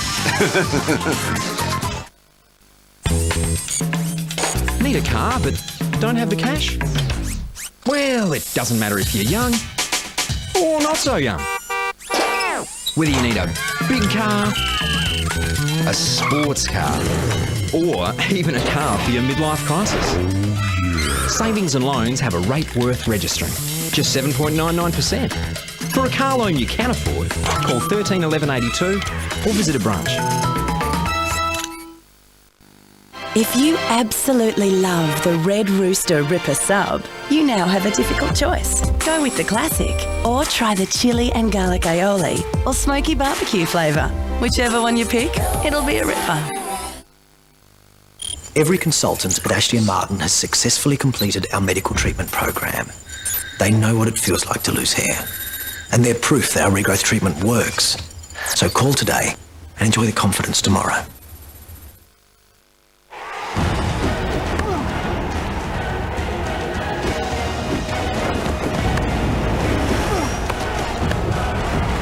Ashes Cricket 2009, out now on PlayStation 3. Why have we chosen the Oxford Art Factory to host a wee gig with the Veronicas? So we all know that the Veronicas are twins, and what star sign is all about twins? Gemini, and the most famous Gemini is the Holden Gemini, which was born in 1975, not in a hospital but in a Queensland factory. And which factory usually gives birth to a great night out? The Oxford Art Factory.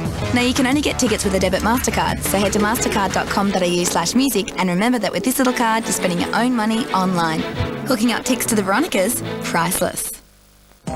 For an AFL player, it's estimated that an average 2 litres of fluid has been lost. The players will keep sweating as they cool down, so will need to keep taking in fluids, such as Powerade Isotonic, to fully rehydrate. Stella's just walked in to one scary situation. What happens next?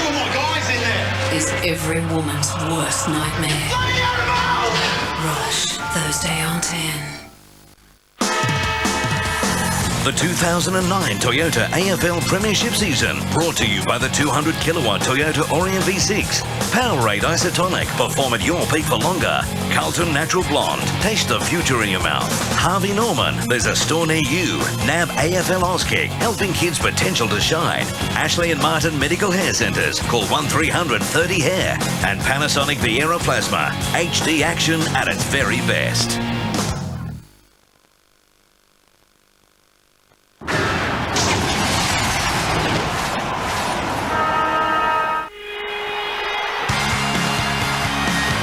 Having orchestrated one of the most ambitious deals in the modern game, a premiership is next. This is a club that thinks grandly. It's a club that decides to put itself out there. How will Eddie Maguire lead his Pies to the promised land? Quarters, Wolsey and Luke Darcy will find out. 7:30 Monday night on One Week at a Time. Yeah, it's good to see Eddie Maguire on a real television Monday night. Be a shock to him, and he's going to go head-to-head with Robert Walls, so look forward to that at 7:30. Score here, and Collingwood a 6-goal turnaround from the third quarter. Early in the third quarter they were down by 15, they won by 21, 13-11-89 to Adelaide's 9-14-68. Let's have a look at the goal scorers. For the home team, Port Pleasure 3 and a couple to Knights, while for the Magpies 3 to Anthony and 2 apiece to Cloak, Dawes, Wood and Didak.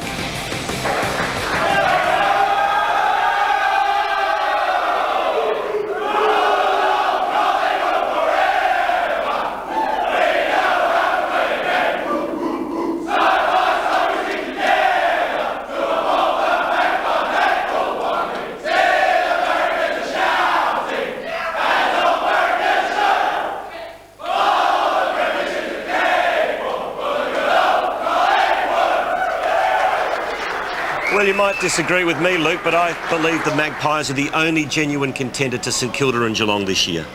Yeah, I think it's a little bit wider than that. I think the Bulldogs have still got their act together. I think Adelaide can bounce back from that. But Collingwood have definitely put their nose in front. They're in outright third position. And those interstate wins, you can just see how much they mean. They galvanise the side. They'll be feeling fantastic after tonight. Well, let's go to the videotape, because in 2009, the Panasonic player of the match will win himself a 50-inch Panasonic Viera full high-def plasma with an SD card slot to make sharing JPEG photos easy. The previous winners this season include Farron Ray, Aaron Sandilan, Scott Pendlebury, Sam Gilbert, and last week Leon Davis. Luke, who is the lucky winner tonight of the Panasonic Viera. Alan Didak is the man, Quarters, and I reckon this is a great story. Almost 12 months ago the day, this man's footy career was absolutely crossroads. A lot of people thought he would never play again for Collingwood. We've done an enormous amount of soul searching, and the way he plays now is at an elite level. He pushes up. He had 31 disposals, a couple of goals, and he just makes the right decision at the right time in all Australian form. And it's a fantastic effort to turn his life around and his footy career around at this stage. All right, so well done to Alan Didak, and there's the scenes in the Crows rooms. They gave it their best shot, Luke, but just not good enough. Just came up a little bit short, and they'll be licking a few wounds. Home game they would have expected to win, and just weren't able to make the right choices at the right time. Brett Burton was a big loss. He was in good form, wasn't able to take out the rest of the game. So that's it from Amy Stadium, a big 21-point victory by the Magpies over the Adelaide Crows. Time now to welcome the fifth quarter boys, and tonight it's Andy Marr and our special guest co-host from the Kangaroos. Well, now he's a retired Kangaroo, Adam Simpson. Take it away, guys. Thanks very much, Quarters, and thank you very much, Das. And as we said at halftime, welcome to the fifth quarter. It hasn't taken Adam Simpson long to jump onto the dark side. He used to bag Lee Blakes in the media relentlessly as the captain of the North Melbourne Footy Club. And you've got the makeup on and the suit on, and you jump straight over, mate. And it's magnificent to see you coming over here. Yeah, it's good to be here. Actually, the fair bit of makeup's gone on tonight, just quietly. Great day of footy. I mean, it started this afternoon. 2 fantastic games from Tassie and Etihad Stadium, and it's continued tonight. We'll work our way right through it. And Collingwood's amazing role continues. They have been in good, consistent form for a long time now. They staked their claim for third. Bradshaw's goal after the siren secures the draw against Essendon. St Kilda streak alive at 19 with its B team. Bulldogs blow it, and who knows what the implications are likely to be from a top 4 perspective because of that. And the great news down at Geelong tonight was that Gary Ablett Sr. returned to the Cats' 150th anniversary celebrations. And Simo, wasn't it great to see him there? I mean, there's arguably no bigger names. He is to Geelong in so many ways. What Wayne Carey is to you blokes, and it would have meant a lot to a lot of people tonight to see him turn up to that function. Oh, it would have. And we had a similar night a few years ago, and Wayne turned up in similar circumstances, I suppose, and don't know about the hat action there, but fantastic for the family. Great to see him embracing the son Gary, and Nathan had come down from Queensland to be part of the night. That will put a smile on a lot of faces down at Geelong that Gary Ablett was able to be part of that. We'll get stuck into the show and the bits and pieces from a huge weekend very, very soon. But time now to cross down to the winners' rooms from AAMI Stadium. And some remarkable Collingwood football team travels probably better than any other Victorian team. They've done it again. Heath Shaw joins us, mate. Congratulations. Andy Marr here with Adam Simpson. What is the secret with you blokes when you get on the road? Your form when you travel is outstanding. Yeah, I don't know what the magic formula is. I think we just like getting away from the family and the girlfriends, and we like to travel together. And for some reason, no, we've had a really good record, and we always go into games confident. And we travel well together, so it's a bonus playing away from home sometimes. Yeah, Heath, look, Cam Wood, he's had 24 possessions, he's kicked a couple of goals. Was it his best game for the year, and how's his form been this year? Who was that, sorry? Cam Wood. Yeah, oh, sorry. Yeah, Woody was he was really good today. He's sort of built up his form over the last couple of weeks, and it's good to see him taking couple of big marks and kicking a few goals. It's always good when a big fella finishes, and in that last quarter he finished off with a nice goal, and it brings a smile and a relief to all the players when we hit the front by about 3 goals with a couple of minutes to go, that's for sure. Mate, you're up to third now. How close do you feel like you're getting closer to the top two, St Kilda and Geelong? Are you closer to them now, do you think, than you might have been 6 weeks ago? Yeah, well, we're third now, so we come up from fourth, so we're a bit closer. No, but I think, yeah, we're just suppose we're taking it 1 week at a time, and we're playing, we're matching up against the teams we're playing against, and we're winning, we're beating the teams we're playing against, so that's all we can do at the moment. And the final spots will sort themselves out, and we just got to keep on winning and make sure we can cement a top 4 spot and maybe even a top 3 spot. Look, it was a tough game. How do you recover from this? You know, what's your planning? Has it changed in the second half of the year in terms of recovery, or is it always the same when you travel interstate? Yeah, it's usually the same, but no, tonight was really tough. It was pretty hard fought. The whole, I think it was only a couple of minutes to go where we kicked about 3 goals and got away from them. But we'll just do our normal routine recovery tonight after the game. Back to the hotel for a bit more recovery, and then fly home tomorrow and regroup on Monday for whatever comes next week. Mate, you're a remarkable defensive unit, and Nick Maxwell, we sing his praises week in, week out. There was a slashing bit of defensive play that he produced late in the game when it was right on the line. What is the secret between your back 6 and 7 at the moment? What is this? There does seem to be a magnificent communication, a great bond between the lot of you. Yeah, I think we're just really flexible. We got Harry who can play on smalls or talls. Maxie's the same. Alan Tuvi's been awesome for us, and we gel really well together. It's like any backman would say, it's a team within a team, and we've gelled really well over the last 10 weeks, and we've really produced some good offensive run, and everyone's contributing and everyone's doing their job, and that's all you can ask for. And Alan Didak's form continues. He's had an unbelievable second half of the season, Heath. In fact, he's had a remarkable season, really. He's in irrepressible form, in all-Australian form again. Yeah, his is awesome. He's like Leon. You love giving him the ball because you know they're going to use it so well. And if he's getting the ball and kicking it inside 50, you know it's going to go to one of our forwards, and we get a chance to have a shot on goal. So as long as he can continue on with that form and continue it all the way up to the end of the year and the rest of the finals, then we're a big chance. Mate, you are a big chance if you keep playing the way you're playing. Thanks for joining us on the 5th quarter, and good luck for the rest of the season. No worries, guys. Thanks. Heath Shaw from the Collingwood Footy Club, and they have played themselves massively into contention now, Simo. I mean, that is a really gettable final 3 games of footy for them, and top 3 is theirs to lose now. Oh, it is, and it's so critical getting the top 4 firstly, but that's a top 3rd spot. coming into the finals, so should be really looking forward to those 3 games. Well, get a crack at Geelong. They're probably going to set up a crack against Geelong in that first week of the finals, and they look like they're going to be going in on and up. You're not quite sure about the Cats at the moment. Adelaide's run home, not quite as simple. Hawthorn, you never know what they're going to produce next week off the back. They continue to stay alive, the Hawks. The West Coast Eagles suddenly becomes a difficult game. They are playing with such great freedom at the moment, and who knows what that round 22 game's going to hold when they take on Carlton. Some big games, and you just don't know with Adelaide. The last couple of years they've sort of stumbled at the last hurdle, so interesting to see what they do in the next 3 weeks. Confirmation of the winners so far in round 19. Collingwood over Adelaide comprehensively in the end today. The draw at the MCG tonight. St Kilda beating Hawthorn by 25 points down at Aurora. West Coast by 5 in a thriller at Etihad, and Carlton getting Geelong by 35 points to kick it all off on Friday night in arguably their most impressive win for quite some time. The ladder gets more important and more interesting as the weeks go by, as the days go by. Let's have a look at the top 16 to begin with. We'll pull in to the top 10 with all due respect to the sides who are sitting below 10. It's all hotting up above Hawthorn at the moment, and it's hard to know where to look at the moment. It underlines the importance of that draw tonight for Essendon. They would have been back in the 8 tonight at least, had they been able to secure the 4 points. Brisbane Lions, it wouldn't probably have made too much difference to them. They wouldn't have forced their way back into the top 4 had they won tonight. So it's not quite as devastating for them, but for the Bombers it was a big loss in a matter of speaking. It was, and they're definitely the losers out of the 2.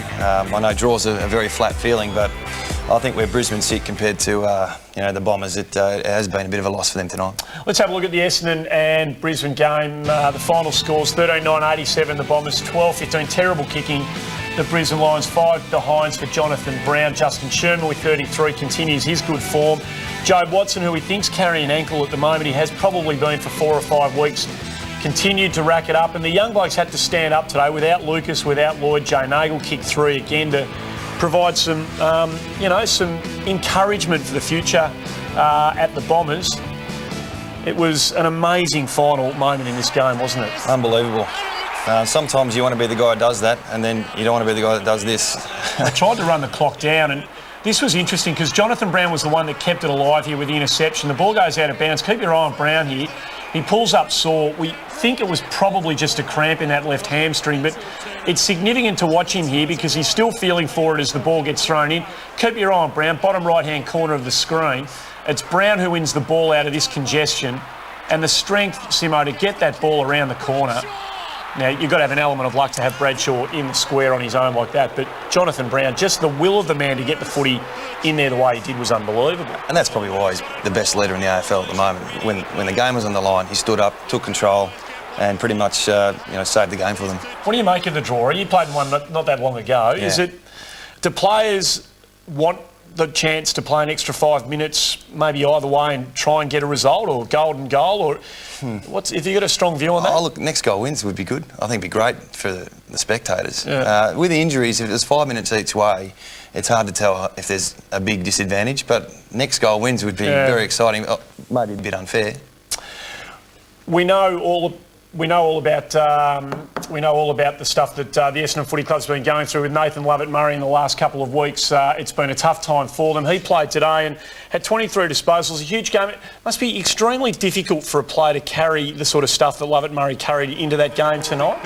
It is, and when you have a burden like that that not only affects you but also the footy club, you do have a lot of negative thoughts coming into games and how you're going to play, but to play the way he did and the way he responded, I think is just a credit to his character. I'm not quite sure how he's dealing with it all, but he definitely did his job tonight. Footy clubs are fantastic things, aren't they, when blokes are in a spot of bother? They can be a family, a sanctuary away from all the stuff that might be going on around him at the moment, and he certainly played a significant role for the Bombers tonight. The young fella, Michael Quinn from Ireland, we know all about Carmichael Hunt. We know that people are looking for players from all over the place. He had a fascinating night, lost his feet on a couple of occasions. This was one, another one not too long after. But he kept coming, the Irishmen, and they are an indefatigable group. They do just keep on coming, and remarkably went back, took the mark, went back and kicked a crucial goal for them at a vital stage. Look, it was a clutch kick, and have the pressure of and the game was in the balance as well. So to do that under pressure was fantastic. What do you make of Mitch Clark? There's so much hype about the Brisbane ruck stocks at the start of the year with Leuenberger and Charman, and Clark was going to be the bloke who could sort of roll around, keep position and play in the ruck. Well, we know what's happened to Leuenberger and Charman, and Mitch Clark's had to shoulder the load. He is in All-Australian form at the moment. Well, I'm not quite sure about that, but he's definitely he stood up, and sometimes it takes some injuries at the club to see these players step into those type of roles. We saw Cam Wood tonight as well. Yep. They really grasped the opportunity, and some guys really forged their careers on the back of some injuries. Who's going to be kicking themselves most out of that game tonight? Do you think it'll be Essendon or Brisbane who'll be thinking they let one slip away tonight? Look, I think Essendon have got had more to play for, to be honest, and now they've got to worry about some other teams around them. Let's have a listen to the coach, Matty Knights, who's just recently spoke to the media. There's probably 3 or 4 things in that last 3 or 4 minutes from a maturity point of view we just need to learn from and get better at, and obviously one of them was the last play where, you know, we got the right play going, you know, we got the message out to all our players, and, you know, just, you know, it was just that body language of giving the kick away, and we had 2 or 3 options probably open, and yeah, so there's probably 3 or 4 areas just in that last 3 or 4 minutes we learned a fair bit. You know, there'll be a lot of people who will be keen, will be happy in one respect that Essendon lost that game because they tried to run the clock down. They were doing that chipping of the ball from one pocket. A lot of people hate watching that sort of footy, and there'll be a lot of people out there tonight delighted that Essendon lost a couple of points because of that. I mean, the running down the clock or continuing to play your footy, go down the line and clear the zone, it's one of those vexed questions that, you know, what should you do at a time like that? Oh, look, it's a tough one, isn't it? Because teams man up so quickly now. Normally, you can run the clock down. There's 5 or 6, 7 seconds to get rid of the ball, but now you've got to get rid of it straight away. Even when it's a mark, you don't get the time to walk back casually and run the clock down. You have to get rid of it straight away. Yeah. So it's a difficult one. Let's hear from the Brisbane Lions coach, Michael Voss. I think that there's certain standards that we have, and I don't think that we really reached those. And while we got the 2 points, it's you know, we certainly didn't play anywhere near our best. And you know, when you never play near your best, you always walk away with that hollow feeling, I think, whether you win or lose. Well, there's a Lion run home. Massive game next week against the Western Bulldogs. They're still going to hold hopes for a top 4 finish, Brisbane Lions. They need to win at least 2 of those to be in contention. 2 of them at the Gabba, which is a major factor in their favour. And the Bombers, how many of those are they going to win? Geez, it's a tough one, isn't it? They could win all 3, they could lose all 3. It's a difficult one for the Bombers, but now they're going to have to rely on other teams to lose as well. Hard for them to see them beating St Kilda at Etihad and the trip to Subiaco, and who knows what that Hawthorn-Essendon game in round 22. There's a couple of potential beauties in round 22 to look forward to. It's been an amazing weekend of footy so far, a huge Saturday, so many Saturday specials to have a look at.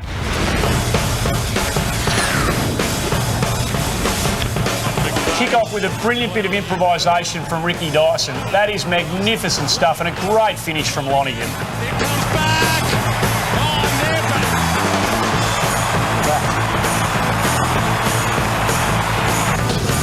And the class of young Callan Ward here, plenty of time, summed up the situation. Easy as you like on the left.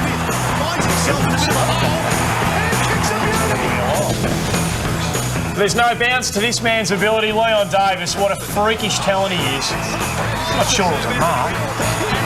Yeah, no, he's playing that. This was a mark. Have a look at Mitch Clark here. Probably mark of the round so far, I'd say, Andy. Clever stuff from Adam Schneider down at Aurora Stone. He got a lovely little back heel from Stevie Milne.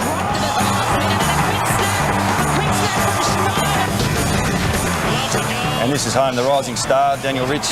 Not quite sure if it was all class or a bit out of the backside. How high he kicked it. Unfortunately, there wasn't quite enough of this from the Western Bulldogs today, but this is Adam Cooney at his Brownlow best.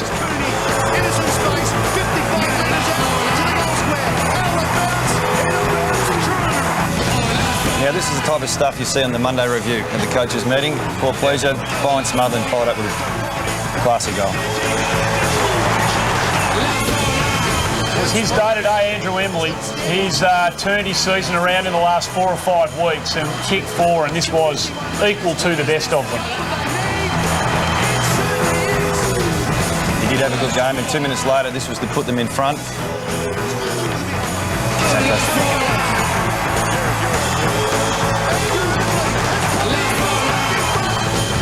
next centre square bounce. The game's up and down, it's back and forth, and you reckon that Jason Ackermanis must have felt like a hero when he did this and might have won the game off his own boot. Alas, it wasn't to be. Dustin Fletcher, the long arms. We've seen this plenty of times over the years. He won the plasma from Panasonic, and why wouldn't he have with footy like this tonight, Alan Didak? And this was class. Daniel Rich, rising star. I'm not sure what the prize is this year, but he's got it. You can spend it. Not necessarily the best goal of the day, but a couple of days after his father's funeral, Lindsay Gilbey kicked the sweetest goal of the day for the Western Bulldogs. Unfortunately, it got away from them, but it was a moment to cherish for Gilbey. Back with more in the fifth quarter after this. You just see this like sparkle, something in their eyes. That moment that you speak of, that's what Idol is. Idol at the New Times 6:30 Sunday on 10. Do it now and save. Do it Stratco. Leaf Eater only $49.95. And Pool and Chainsaw, great value, $199. If you find a lower price on a stocked hardware item, we'll match it. So do it now and save. Do it Stratco. Do it now. The champions. Ours is a team game, but in some games, one name stands out above the rest. In 1993, it was this guy. In 97, it was this guy. And this year, it could be this guy or you. To have it all and be the name everyone remembers at the first semi-final, enter online today. Brought to you by NAB Smart Everyday Banking.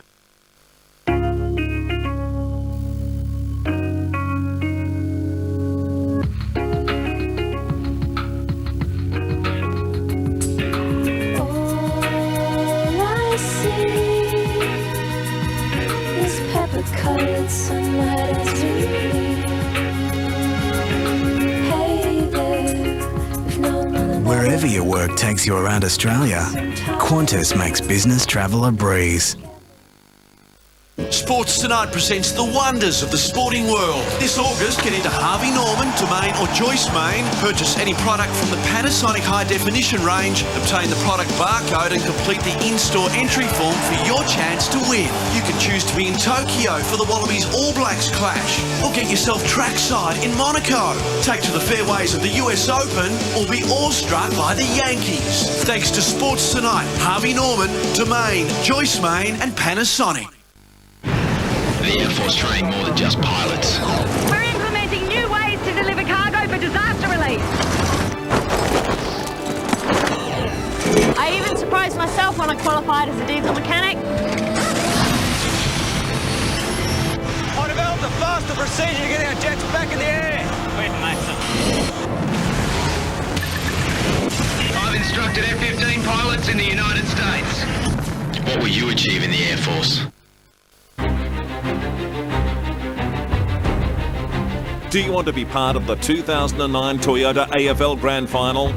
To secure your corporate seats, call 03 559 6622.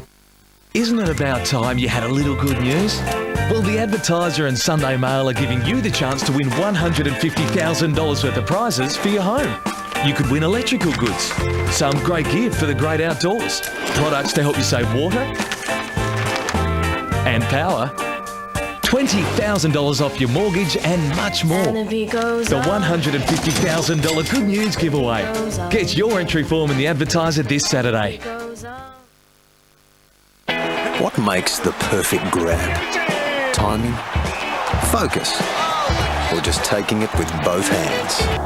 The Whopper, official burger of the AFL.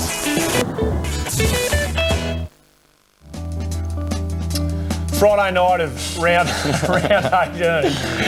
It looked like a bloke who was ready to retire, I've got to say, Simo. I mean, it was your last night. A brilliant career, and on behalf of everybody here, congratulations on it. But just what happened to you on the training session before that game, and how bad was that calf at the end of that match? Well, it didn't look good there, did it? No, it didn't look good there, no. Oh, look, it was a little bit of a tear, and, you know, the way I treated it was like a grand final for me. Yeah. So, plenty of players play with a bit of pain in their last game, and the only problem was I didn't want to compromise the team. You know, I didn't want to get it for 5 minutes and you know, not be able to play. So, but I got through the game and plenty of time to recover. A week later, how does retirement sit with you? So it sits pretty well. Yeah, right, I'm still pretty comfortable with it. Maybe because the body's pretty sore still. Yep. But I still had the pasta tonight, thinking about tomorrow, and watched the same routine other than coming in here. But it's only been a few days. And you'll be in the box with the Roos tomorrow, having a look? Yeah, I hope so. Yep. Just want to sit and see how it how it plays out. Big game down at Aurora Stadium today. This was remarkable for so many reasons. Such a talking point throughout the week with the cavalcade of St Kilda players who are withdrawing, and there are another couple with Sam Fisher and Nick Del Santo, the late withdrawals. But they just don't miss a beat, this footy team. They are having a genuinely remarkable season. And 10-14, they could have won the game by a whole lot more had they been able to kick straight. They've still got great contributions. And this is the part of the game, Simo, that continues to amaze. 115 tackles they've had today, St Kilda. That's amazing. Team defence is obviously the number one priority with this team, and I thought they looked like there was a real challenge for them having these kids play. They really took on the challenge, and all of them contributed. Are they unlike any other? I mean, the 19-0 record sort of speaks for itself as we watch Luke Ball, who came back into the side today and probably did enough to suggest that he's, you know, still well and truly front and centre for their plans going forward. But are they unlike any other side in the competition at the moment, the way they're playing? Well, the fact they've done it for the whole year does separate them from the others, and Geelong at their best can match St Kilda, I believe. But at the moment, they've done it every week, so I can't see why they can't continue that. They've got such a process that every player at the club appears to fall into, and they've had some kids come in. Jack Stephen played his first game today, David Armitage his first game for the season, Ben McAvoy, who we've seen a little bit of, the top 10 draft pick. They seem to have such a regimented game plan that it doesn't matter what the number is and what the name of the player is, they all know what they've got to do. Imagine that must be a beautiful scenario for a coach to have operating in a footy club. Well, it's two things, isn't it? It's the coaching, but it's also the leadership. I think the players look like they've really taken control, and it's their style of play that they want to play, and they've seen results, so why not teach it to the kids, and when they come in, that's what gets them a game. So tough selections next week. They'd only played about 26 or 27 players for the season up until about 2 weeks ago, and some people were wondering about A, their depth, and B, their capacity to play that sort of footy in difficult conditions. Well, conditions are always difficult down in Tassie for some reason. You have the most beautiful day and it's kind of awkward down there. And now we've seen their depth tested. They're ticking a few boxes, the Saints. Well, they are, and they might need that depth come finals time, and there's always a few injuries. So now they've tested them out. They know they can do the job. So, you know, another tick for them this week. Here's a big test for you, Simo. Unsociable Hawks. We're going to have a look at a couple of bits of vision. One Jordan Lewis and one Campbell Brown. Are either of these blokes in any strife? You can't help yourself, Jordan Lewis. He keeps throwing arms around. Is he... Got hold of him. He's just... No, he's fine. He'll be fine there. That's nothing. I'm looking forward to this one. Go on. Now, you're still a listed player, I do believe, so you probably better be careful. Oh, he just fell over, Campbell, didn't he? There was no 50-metre penalty paid for that. No, the umpires saw it. Yeah. It's one thing that does confuse you a bit when umpires are right there and they can see it and they don't act on it, so... You were saying before that you think that Lance Franklin's always had one of the prettiest faces in the AFL. Well, I'm not sure that's the case anymore. Well, he was a good-looking rooster. Now... There goes the tooth. Oh. Well, there's a lesson for all the kids out there. Mouth guards. And have a look at that. There goes the $1 million smile. He's got the big gap right in the middle of his tooth. That'll affect a few potential marketing campaigns for him. 500 grand that's cost him. Zach Dawson, what a great story it's been for him. They've obviously seen something in him. A tall defender, can play key full back, and Hawthorn, they didn't want him, and you wondered where he was going to be, didn't you? It seems like a lot of people have made up their mind about Zach Dawson. Yeah, and the confidence he has now, he's got a bit of a strut. Yeah, he's almost gone complete the other way. So it's good to see, isn't it? Well, it is good to see. I mean, it is. I mean, because I guess you've got to feel like you believe at that level to be able to cope and to be able to play. And he's playing on some of the biggest names in the game. Definitely. And when you get those scalps, and we've got a bloke at our club who does the same thing, you can strut as much as you want. Who's the bloke at your club? Who's maybe Josh Gibson. One of those. Is he right? Ross Lyon didn't face the media at the end of the game. He was straight on a plane to come back and watch Essendon play. The Saints play the Bombers next week. So he was given the all clear from the AFL to do that. He won't be fined. Max Hutchinson, veteran defender, faced the media after the match for the Saints. I think today, at the end of the day, it shows, like we spoke about, we've got depth, and it shows that everybody's got to keep their seat on the bus, and there's guys underneath who are pushing week in, week out to strive to get on our side. And at the end of the day, we've got guys cracking in and having a go, and that's what we're all about. That's exactly what they're all about. They've been all about that for 19 weeks of the season, and it looks like they're going to go through the home and away season undefeated. Time for a break, and some magnificent scenes down there for old St Kilda people. The 66 reunion down at Aurora today. Some familiar old faces. There's a very familiar face. More on the fifth quarter when we come back. News, but not as you know it. Join Charlie. See you at 7. Carrie. Husey. James. Ruby. Fitzy. Joe. Jane. Tom. And Kitty. Plus Gina Riley, Halen Pace, Shannon Knoll and Katy Perry. The 7 p.m. Project. Weeknights on 10. At Harvey Norman, we make digital simple. Get in store for our 4-day Go Digital Expo and see for yourself the difference digital makes to home entertainment. The best brands, the best range, the best advice, all at the best price. High-definition LCDs from $299. High-definition plasmas from $999. Go digital for the full experience. Digital radios from only $149. Digital surround sound systems from only $247. Much more in store. Go digital now and save. Offers must end this weekend. Harvey Norman is Australia's #1 digital products retailer. Get into TeleChoice and pick up the hottest handset around. Grab the Nokia E63 and get unlimited free calls and text 24/7 Virgin to Virgin for $0 upfront on the Virgin Mobile Your Cap 20. TeleChoice, the people's choice. Well, congratulations. You must be happy with that result. Yeah, all credit to the boys. We came here hoping for a win. Did you expect it to be so close? Yeah, no, we knew what we had to do to beat this team. Won the tap out from the centre and kept the pressure on in the first 2 minutes. Pushed the ball long in the third minute. Got on the scoreboard in the last few seconds.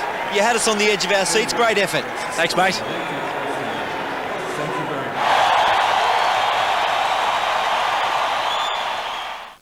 Nothing stuns me these days, Tony. Nothing. What's that? Cheeseburger stunner, boss. At Hungry Jack's, you can get a cheeseburger, small fries, small Coke and a sundae for just $4.95. Boss? Boss? Why come to Smith's to buy a car? Because at Smith's, they haven't forgotten the tradesmen. With the government 50% investment allowance and a great range of workhorses, if they can't help, probably no one can. Smith's, Port Adelaide. Think trade vehicles, think Smith's. Hi, I'm Peter Walkham and I'm really back. Come and get a taste of some of the latest flavours in furniture. Now at 15 Anzac Highway, Keswick, as well as 449 Main North Road, Enfield. Taste life, taste furniture. If you absolutely love the Red Rooster Ripper sub, you now have a difficult choice. Go with the classic, or try the chili and garlic aioli, or smoky barbecue flavour. Whichever one you pick, it'll be a ripper. Gala night down the highway at Geelong, they were all there looking resplendent. Nice to see the smile still on the face of Simo after last night's disappointment. Still got to enjoy the night, don't you? Put the week behind you and get on with it. Footy clubs do these nights very well now, don't they? Become lavish affairs. Yeah, that looks like the Brownlow there, doesn't it? It does look like the Brownlow, and just there's big bullfed Bill Brownless, of course, with his magnificent wife in the background. Just in case you've just joined us, the great news for the Cats, of course, was that Gary Ablett did turn up to that function. A lot of people thought he may have been an absentee, but the great Cat was there. What a game of footy this was at Etihad Stadium today. West Coast, brilliant kicking for goal, 16-6. Not so the Western Bulldogs. Ackermanis thought he might have kicked the winner with that magnificent goal out of the centre square. Alas, again, it wasn't to be. Embley having a fantastic game, kicking 4 and 32 disposals. Josh Kennedy's an interesting player for the West Coast Eagles. A lot of Carlton people were disappointed to see him go, and he just is emerging very nicely for the Eagles. He is. He's been a long time in the making, I suppose. You can just see some glimpses of some class, and those type of players are very hard to find. The key forward types that can push right up the ground and also take the big mark back in the square. 18 disposals, 9 marks, 4 goals. He looks like being a very, very fine player. I guess a few of us wondering where Andrew Embley might have been for about the first 6 or 10 weeks of this season. He just seemed to be caught in limbo, constantly being injured, and he's turned a corner the last 4 or 5, and today this was Norm Smith medal-winning Andrew Embley. It was. He stood up and, like he did in the grand final those years ago, and really put it on. 4 goals for the game, 32 possessions. He was a bit worried though at one stage when Ackermanis was on him in that centre bounce, the second last goal that was kicked. It meant something to him, didn't it? It meant something to that group. I guess they might have felt a bit savage about accusations that they weren't 100% switched on for this season. They proved that wasn't the case last week, and they might be a dangerous little side to play in the next 3 weeks. We've got them next week, but anyway. Yeah, it probably doesn't matter for you blokes anymore so much, although wins are vital. John Worside, of course, caught up with the media after the match and he's a coach who does believe his side's heading in the right direction. Reinforces that they're good enough to take it up to really good teams. It probably shows them that, well, they understand how hard they have to work for where they're at. There's no doubt they're clear of what they've got to do to get better, and we still want to get better as a team. We've got a long way to go, but probably reinforces that what they're doing is working well for them. It's what we're going to start to feel, I reckon, Adam, that their season's starting to slip away. They must have felt so entrenched in the top four for so much of the year, and a defeat like the one they suffered today will certainly have them questioning that, particularly with the run home that's coming up for them. Well, that's the main thing, is the run home. And you look at those 3 games and, you know, once again, they're all winnable, but they're going to be tough. So the top four's in a bit of strife, and they've got to make sure they hit the finals in some good form. Right now, you'd say that, I don't know about the Brisbane Lions, they might get the Lions at the Gabba, but you'd reckon the Geelong and Collingwood games might be pretty hard for them to win. So they are in a very, very dicey position at the moment. Just a little bit of friction between Ackermanis and Rodney Eade. Ackermanis at the end of last week's game, where they won the game against Fremantle, but they weren't overly impressive, spoke to Fox Sports at the end of the match and had this to say about their training schedule. They were never going to sort of give up and go home. They were going to make us work, and we're in a heavy training phase the next 2 weeks, and so we're not quite have the energy we need, but so far so good, yeah. Telling Rowan Smith that they were in a heavy training phase. Not sure the coach today at the end of the match agreed with Acker. This is what Rodney Eade had to say. No, total crap. Not. So that's only come from one person, and it's a total fallacy. I know one person has said that, and it's not true. What do you read into that? Yeah, I had Rocket for a coach a number of years ago. He coached reserves, and when he gets angry, he gets angry. Is that a familiar look on his face there? I've seen that look before, a long time ago. I reckon there might be a story there for you, Ralphie. I know you can sniff one out from time to time. We crossed down to the offices of the Herald Sun. John Ralph standing by. There might be something there, John. Absolutely, yeah, and I did ask James Fantasia at a panel on Thursday night, and he said that wasn't really the case. So, yeah, they have a bit of an interesting relationship, him and Acker. Yeah, very upset there. Then they need to get some players back to Bullies. We know they've got some crucial ones out. Is there any good news at all ahead for them? Yeah, there is, but it's going to take a little bit of time. Rocket said today they had 4 of their best 7 players out. Now, Rob Murphy gets back next week. The week after, it's Higgins. And the big one's round 21, and Daniel G. in Syracuse. He's going to get back through the VFL. There was some talk around he might miss the whole year, but all those guys are going to have to come in and play really well, really quickly. Now, John, Brad Otten's his second game back at the VFL. How's he going, and how did he play today?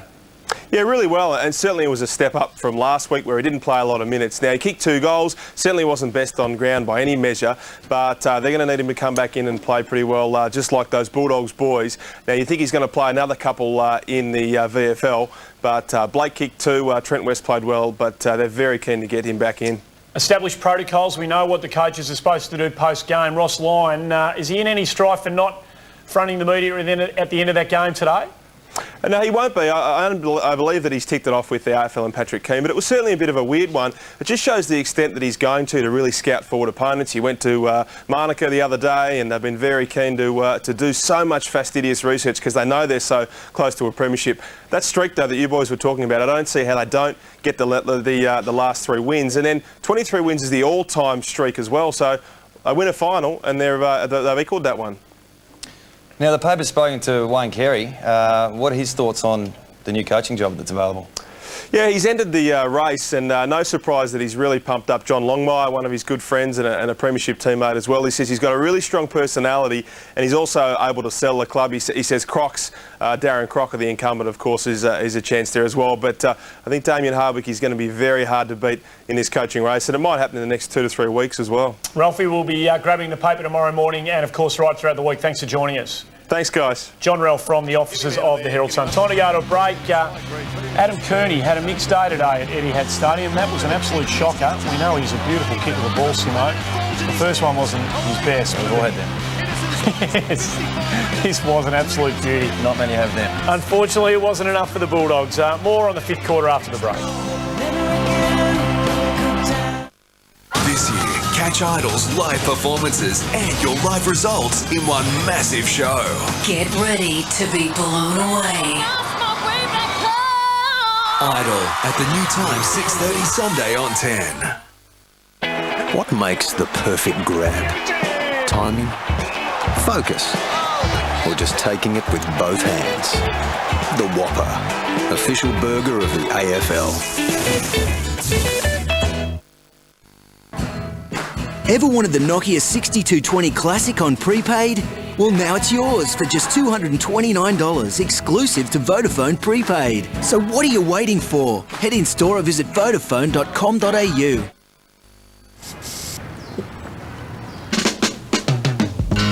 When a cold chill begins to burn at your very soul, that's the sweet touch of love. Oh, when just a drop of a name begins to sting your very toe, that's the sweet touch of love. Oh yes it is. Just the thought of not seeing you would blow my mind.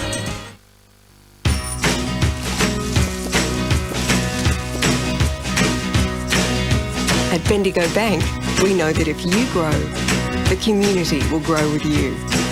At the Bendigo, it starts with you. SA Quality Home Improvements. SA Quality Home Improvements. For service and advice, no gimmicks in the price. SA Quality Home Improvements. Roofing, fencing, carports, sheds, verandas. For service and advice, no gimmicks in the price. SA Quality Home Improvements. Recharge on Vodafone's $49 prepaid FlexiCap for a massive $700 total value. Half for talk, text and web here and overseas, and half to call your mates on Vodafone in Australia. What are you waiting for? Vodafone, make the most of now. Nothing stuns me these days, Tony. Nothing. What's that?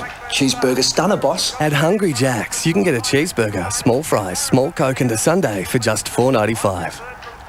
Boss? Boss? Time to have a look at the next batch of NAB Rising Star winners, and we're talking to a bloke who was a nominee in 1996 in the Norwich Rising Star, and Adam Simpson. Hasn't this bloke made an impact? Liam Jarrah. He has. He surprised me. He came down to train with us for a week before the rookie draft, and he really stood up the last couple of weeks. Round 16, Chris Maston from the West Coast Eagles, taken in the top 5. Number 3 he was. The nominee in round 16. He's getting better every week, this kid. He's in my dream team, and he's starting to produce come finals time. He's definitely going to be part of the West Coast Eagles side going forward. They're putting a group together that might be something special in a few years' time. This bloke could have been at North Melbourne. Took Sam Wright instead, the Queenslander Dane Beams, but he's made an impact at Collingwood, and he was the round 17 nominee. Yeah, he has made an impact, and it's the next question, are they going to keep him?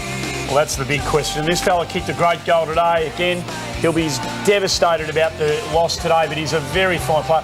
Clearly the best number 14 at the Western Bulldogs for quite some time. Yeah, he's the most skilled, I can tell you that. He overshadows the bloke who was wearing it previously, of course, Luke Darcy. They're the NAB Rising Star nominees. The last batch of 4 to go around. Mick Moldhouse, outstanding performance by the Pies again. They are the best side on the road going around. They've won again at Amesbury Stadium. They've beaten Adelaide at its own game, and was a pretty keen coach to speak about Cameron Wood after the match. He's played some very good games. I don't think there's going to be too many in his number of games he's played so far that would be better than that. He's growing into the position as we thought he would, and he's going to have his ups and downs. We have high expectations. People can't wait to whack you because you've traded a first-round pick for him. Interesting, with Josh Fraser still a couple of weeks away, they needed somebody to stand up, and he's certainly doing that. He has, 18 hit-outs and 2 goals. Confirmation of the winners so far, the Pies, remarkable. The draw at the MCG, St Kilda beating Hawthorn. They had no right to do that, but they did. West Coast by less than a kick. And the Blues last night, fantastic performance by them, puts them right in the mix, Carlton. So they are alive. Simo, outstanding work from you tonight. Thanks for having me. Lovely to have you part of the 5th quarter team. That's it for us for the night. Enjoy the footy tomorrow. See you next week.